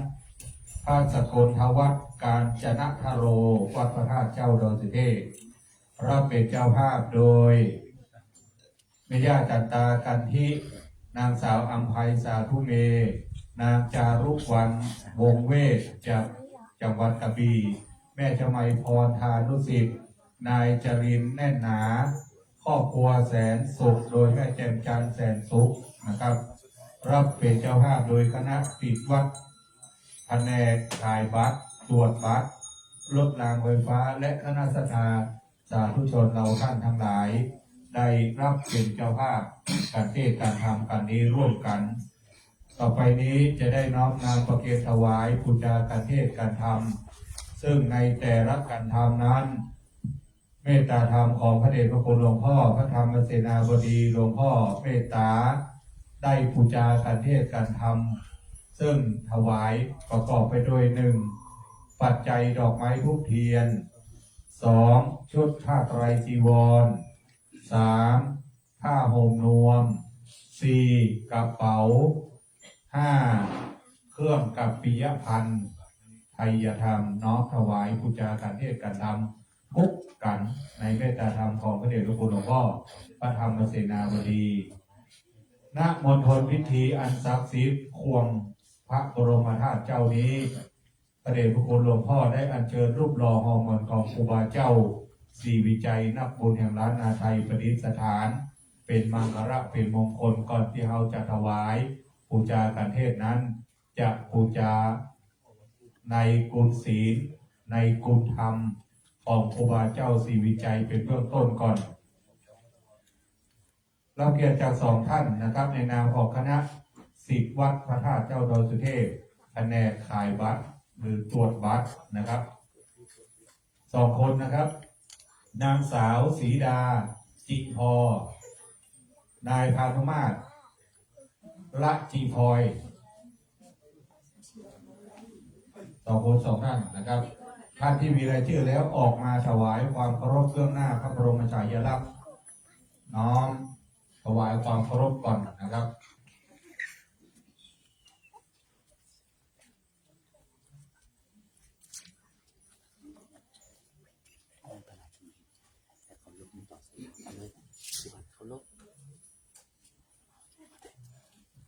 ครับแล้วถวายบูชาคุณศีลบูชาคุณธรรมของครูบาเจ้าศรีวิจัยนักบุญแห่งล้านนาไทยนะครับกับจะได้ขึ้นเป็นบุคคลสำคัญของโลกนะครับสาธุสาธุสาธุ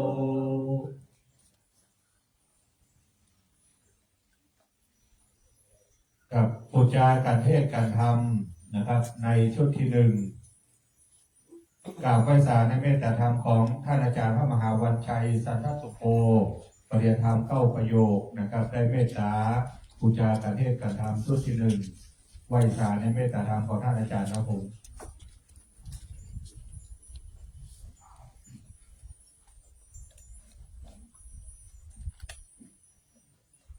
สา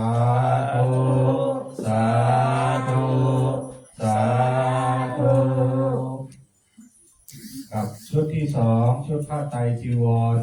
ไหว้สาเมตตาธรรมของตุลุงนงอภิญญาอภิประสันโนนะครับได้น้อมถวายบูชาการธรรมชุดที่สองกับไหว้สาครับผม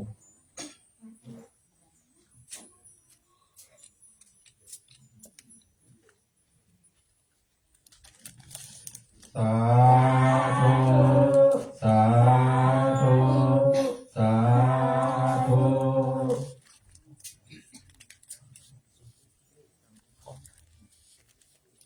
ชุดที่สามนะครับนางสาวอัมภัยสาธุเมแม่ย่าจันตากันทินะครับกับเจ้าชะตาคนเกิดสีวอกลิงนะครับ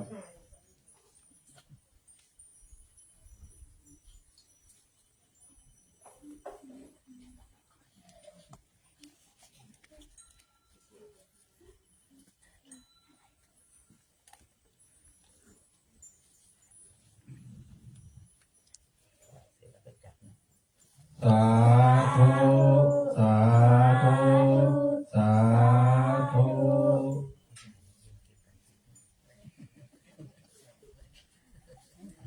กับชุดที่สี่นะครับชุดผ้าห่มนวมนะครับแล้วเกิดจากคุณวินัยกุลปารานันท์นะครับปารานนท์นะครับที่สองคุณจรินแน่หนา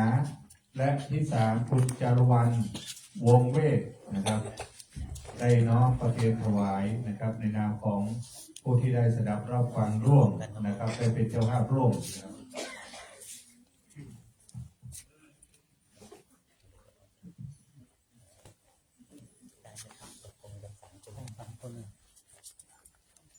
ครับแต่ประเคนพร้อมกันเลยนะครับสา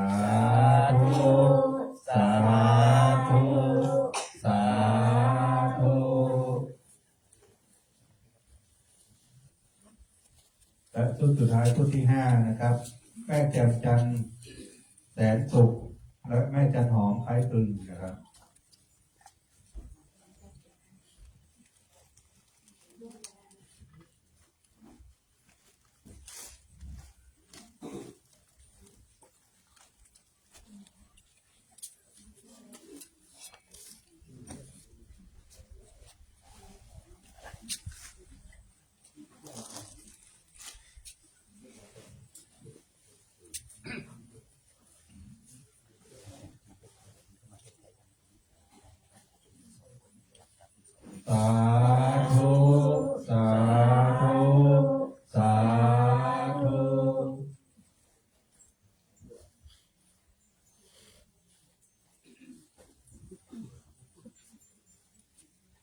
แล้วมอบเป็นปฏิกละแด่พ่ออาจารย์ทั้งสองนะครับนางสาวรุจกรคำตุลและนางอรเรือนไกรปิราชนะครับมอบเป็นปฏิกละนะครับ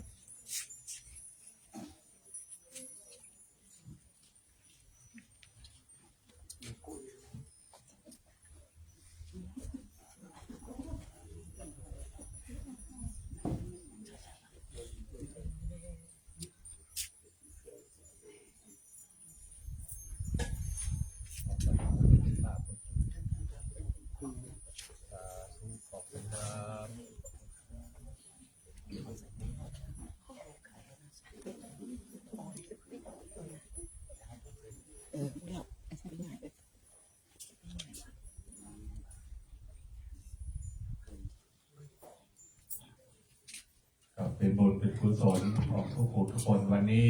พระเดชพระคุณหลวงพ่อติสายชนะกิจนิมนต์ที่กรุงเทพมหานครนะครับได้ไปในพิธีที่พระบรมราชวังนะครับซึ่งวันนี้เป็นสัตตะวานพระเดชพระคุณหลวงพ่อเลย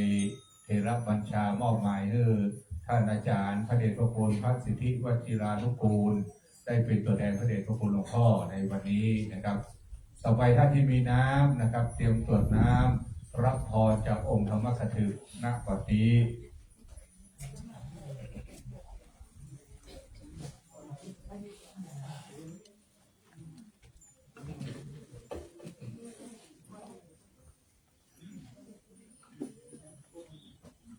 ยะถาวะริวหาปุราปริปุเรนติสากัลังเตวะเบวะอิโตทินังเปตานังอุปกัมปติอิจิตัง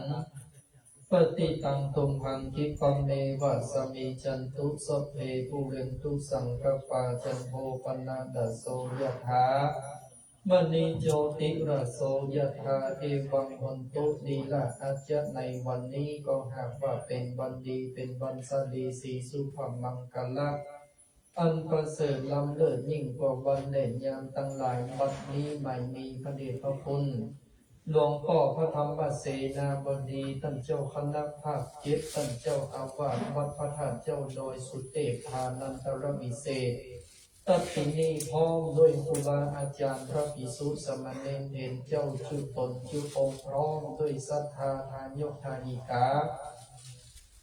สนิบังปันเข้าจุนมเท่าใจยิงก็ได้ปากันสนงคงควายตกแต่งเป็นห้องน้อมนำมันยังกันตยวัตถุตามต่างหลายพร้อมด้วยจตุปัจจัย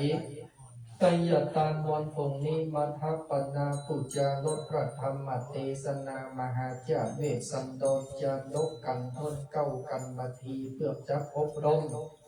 สมโภชยังพระพระเจ้าเจดีย์โดยสุเตตัตตินีบทเต้าแต่นั้นเกิดสืบโหราชตาผู้เกิดปีบอกปีสังปีลิงบุญกุศลที่หมู่เฮาเจ้าข้าทั้งหลายได้กระทำปั้มเต็งในทีฆาการละบัดนี้ขอได้เป็นเตจาขอได้เป็นบุญขอได้เป็นบารมีธรรมโอ้ของให้ตั้งเจ้าสมณะศรัทธาและมูลศรัทธาเจ้าข้าทั้งหลายให้ได้อยู่ดีมีสุข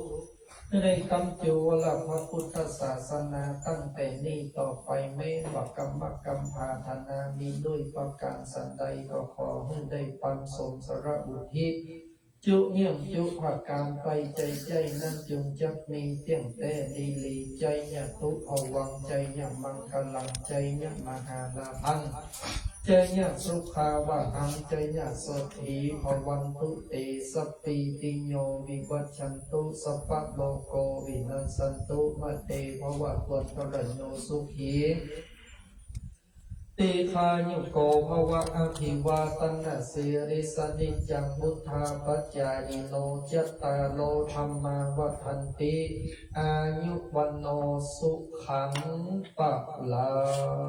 งสาธุสาธุสาธุเบื้องต้นนี้ขอวันตาน้อยคุณศีลคุณธรรมขององค์ธรรมกถึกเพื่อไม่ได้เป็นบาปเป็นกรรมเป็นมังคละตัวอีกนะครับ วันทามิพันเตสัพพังอาปาราทังคามาทามิพันเตมยากาตังปุญญังสา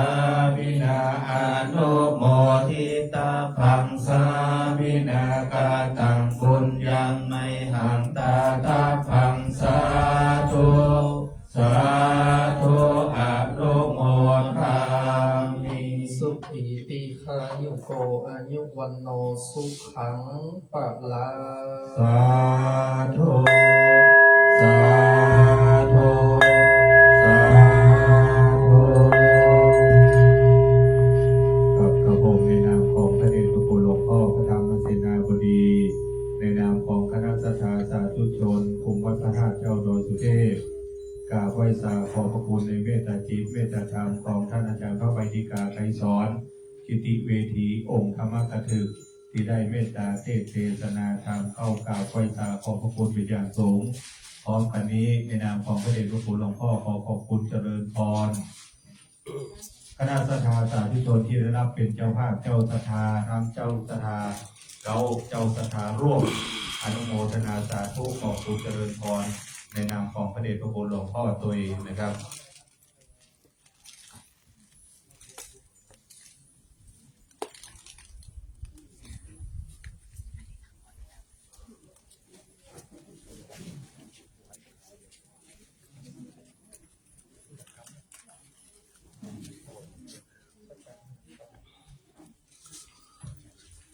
กับต่อไปเชิญทุกคนทุกท่าน สาธุสาธุ ได้กล่าว สุดยอดสุดยอด ตามแผ่เมตตา สุดยอดเลย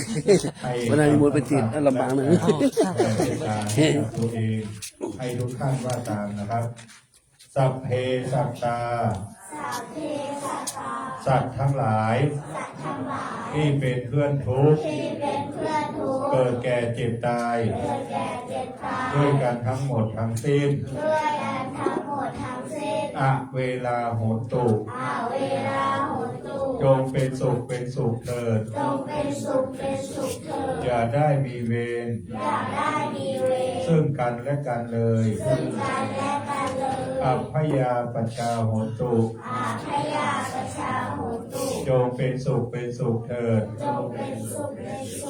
อย่าได้พยาบาทเบียดเบียนซึ่งกันและกันเลยอะนีคาโหนตุจงเป็นสุขเป็นสุขเถิดอย่าได้มีความทุกข์กายทุกข์ใจเลยสุขีอัตตานังปริหารันตุจงมีความสุขกายสุขใจรักษาตนให้พ้นจากทุกข์ภัยทั้งหมดทั้งสิ้นเถิดอหังสุขิโตโหมินิกทุโขโหมิอเวโรโหมิอโรโคโหมิสุขีอัตตานังปริหารามิขอให้ตัวของเราเองจงมีความสุขปราศจากทุกข์ไม่มีภัยไม่มีเวรไม่มีโรคอยู่เป็นสุขทุกเมื่อเทินต่อไปเข้าสู่ภาวนาใหม่บุญสำเร็จด้วยการเจริญเมตตาภาวนาพร้อมกันนี้ตั้งจิตอธิษฐานน้อมเก้าน้อมกระหม่อมถวายเป็นพระราชกุศลส่งเสด็จสู่สวรรคาลัยด้วยการเจริญจิตภาวนาของเราชั่วขณะหนึ่งณบัดนี้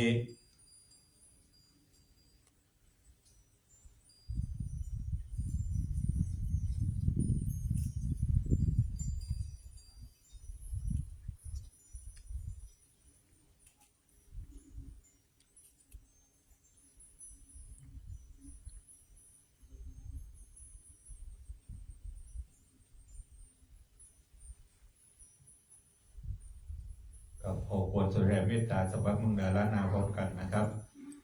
อิตังทานากัมมังนิพพานาปัจจายโยตัวโนนิจจังอิตังศีลังนิพพานาปัจจายโยโหตัวโนนิจจังอิตังภาวนากัมมังนิพพานาปัจจ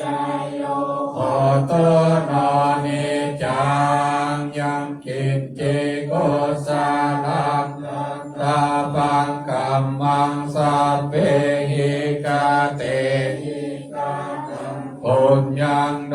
อานุโมทันโตโสนันโตพุนโตเยเตวะอาสามิงทาเนอาติกาตามิอายุกาสัทธาหนตุสัพพะสัตตานังสุขีอัตตานังปาเรหารันตุมาตาปิตาสุขิตาหนตุสุขาปามนจันโตสัพเพยตากาสุขิตาหนตุสุขาปามนจันโตสัพเพยตากาสุขิตาหนตุสุขาปามนจันโตสัพเพ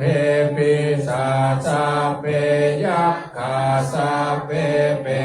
ตาสุขิตาหนตุสุขาปามนจันโตสัพเพ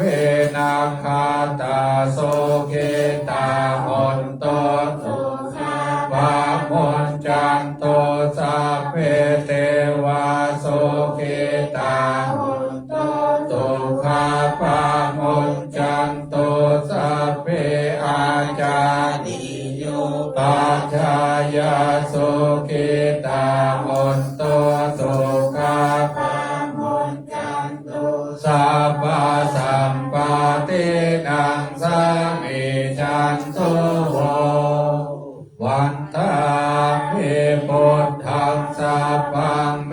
โตสังฆามาทาเมพันเตวันตามิธัมมังสัพพังเมโตสังฆามาทาเมพันเตวันตามิสังฆังสัพพังเมโตสังฆามาทาเมพันเตวันตามิมุโลโอปาชาอาจาริเยสัพพังเมโตสังฆามาทาเมพันเตวันตามิกัมมัฏฐานังสัพพังเมโตสังฆามาทาเมพันเตวันตามิอาราเมพัทธาสีมายังสัพพังเมโตสังฆามาทาเมพันเตวันตามิเจติยังสัพพังสัพพะทาเนสุปาเตเทตาสารีราธาโตมหาโพธิพุทธาโรปังสักการังสัทธานาคาโลเกเทวาโลเกพระมโลเกจอมโพธิเปลังกาทิเปสารีราธาโตโยเกสาธาโตโยอาราหันตาธาโตโยเจติยังกันทะโกติจาตุลาสิเตสาอาเสธรรมกันเตสัพเพสัมปาทาเศรษฐิยังอาหังวันดาเมสาภาโสต่อไปกล่าวคำไหว้คำปูชาพระบรมธาตุเจ้าว่าพร้อมกันนะครับนะโมตัสสะภะคะวะโตอะระหะโตสัมมาสัมพุทธัสสะนะโมตัสสะภะคะวะโตอะระหะโตสัมมาสัมพุทธัสสะนะโมตัสสะภะคะวะโตอะระหะโตสัมมาสัมพุทธัสสะสุวรรณเจติยังเยสาวาระมาทาโลกัง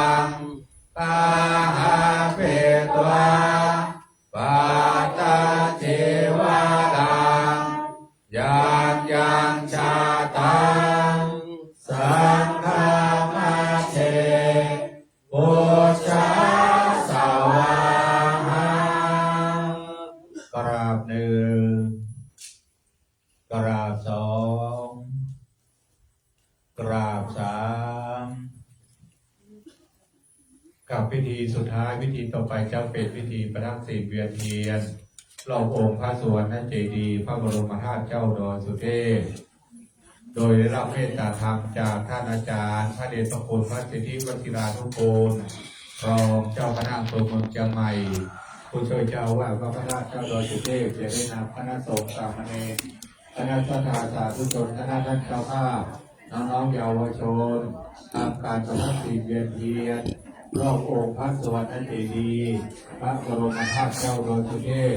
เป็นวาระ3 รอบนะครับเชิญคณะสัตยาสาธุชนทุกคนทุกท่านนะครับ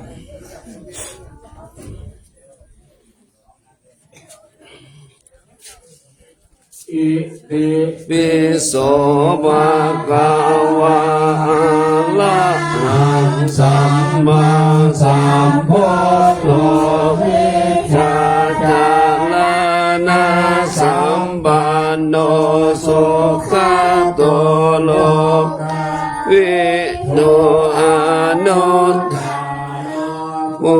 นิสารัมมาสาลาติเทวาม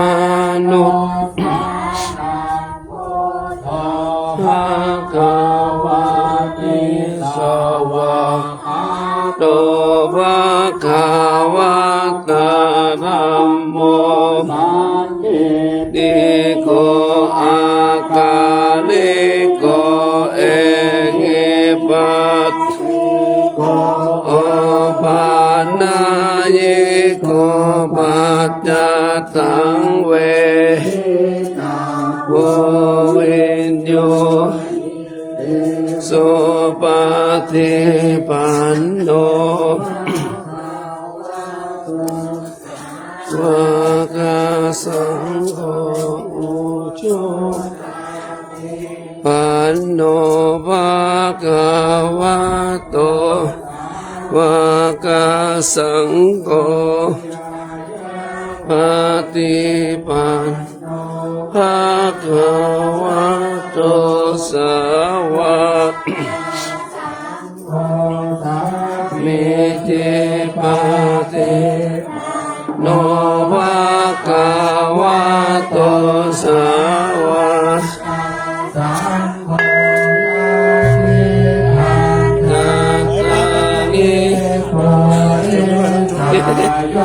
คานิอัตตาปุริสาสุขาลาเอสาภะคะโตสาวกสังโฆโหทยโยปาโหทยโยทักขินายโยชาลิกาลานิโยอานุตโมยาเอตังโลกัสสันติอิติปิโสภะวะอะระหังสัมพุทโธจารณะสัมปันโนโตโลกาวิโตกาโลปุริ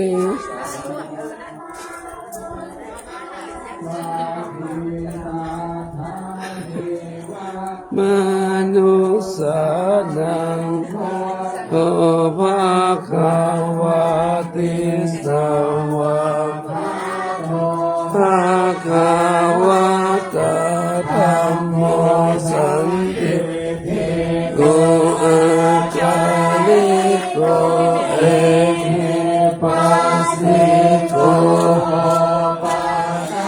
ยิโกปัจจตังเวนโยเอติโกปัจเจตังโนภะคะวะโตสาวกสังโฆจุปาฏิปันโนภะคะวะโตสาวกสังโฆปฏิปันโนภะคะ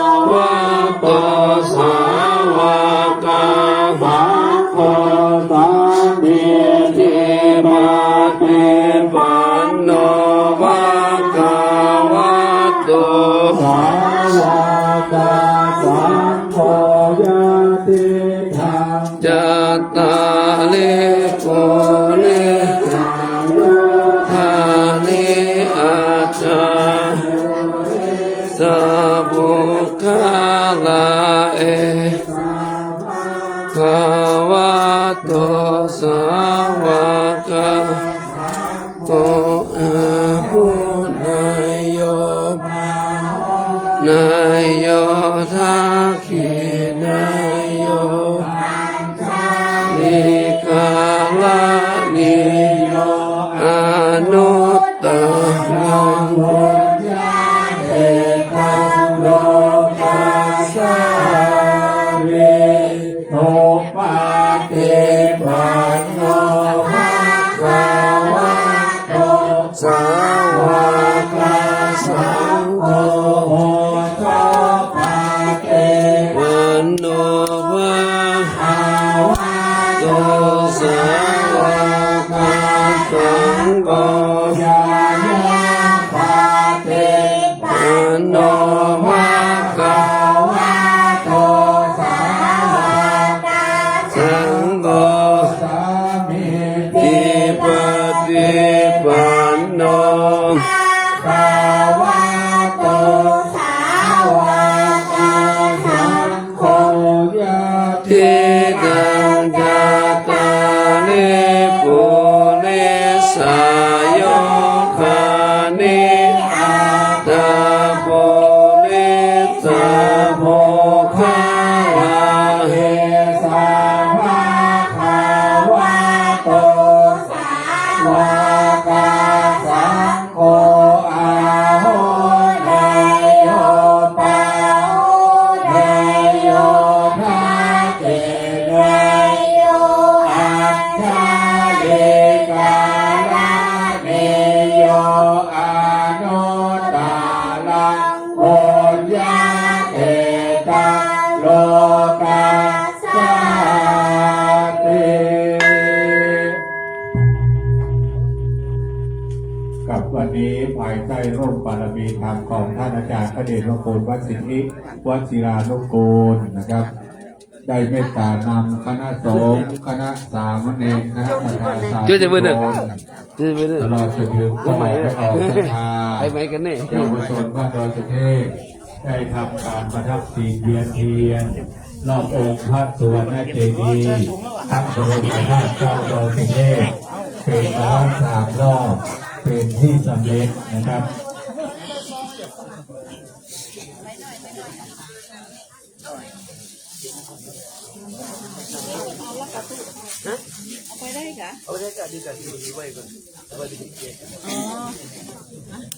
ครับต่อไปเราจะได้กล่าวคำอัญชลีวันทาอภิวาทองค์พระสุวรรณเจดีย์พระบรมธาตุเจ้าดอยสุเทพนะครับกับวันนี้เป็นคำลบทวนเก้าพระธรรมเทศนาการทวนเก้ามี90 พระคาถาวันนี้9 ค่ำนะครับเป็นมงคลตัวอย่างเลยนะครับ วันนี้การทวน90 พระคาถา9 ค่ำนะครับเป็นมังคละเป็นมงคลเชิญทุกท่านพนมมือเราจะกล่าวคำอัญชลีวัฒาพิวาสนะครับอัญชลีวันทาอภิวาสอัญชลีวันทาอภิวาสอัญชลีวันทาอภิวาสอัญชลี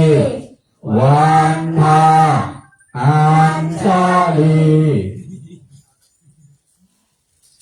กับกราบไหว้สานิมิตธรรมของท่านอาจารย์พระเดชพระคุณพระสิทธิวัชิรานุกูลและเมตตานั่งที่อาสนะนะครับ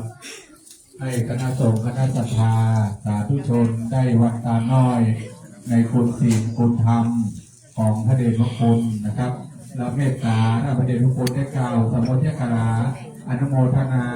สักเล็กน้อยเป็นมังคละเป็นมงคลตัวเองนะครับทุกท่านพนมมือน้อมกายลงเล็กน้อย วันทานิพันเตสัพพังอาภาลาทังกามทาเมพันเตมายากาตังบุญยังสามินานุโมทิตังพังสามินากาตังบุญยังไมหังกาตาปัสสาโตสาธุอนุโมทามิ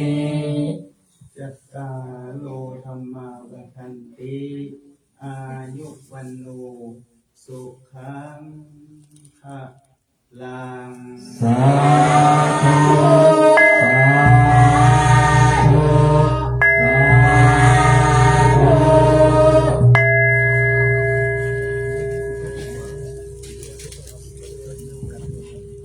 ขออนุโมทนากับคณะพระสงฆ์คณะศรัทธาญาติโยมท่านสาธุชนทั้งหลายที่ร่วมกันเป็นเจ้าภาพในการบูชาสันเทศเทศมหาชาติเพื่อสืบสานประเพณีของวัดพระธาตุดอยสุเทพของเราในโอกาสในปีนี้ แล้วก็อนุโมทนากับศรัทธาญาติโยมสาธุชนที่ร่วมกันฟังในทางสถานี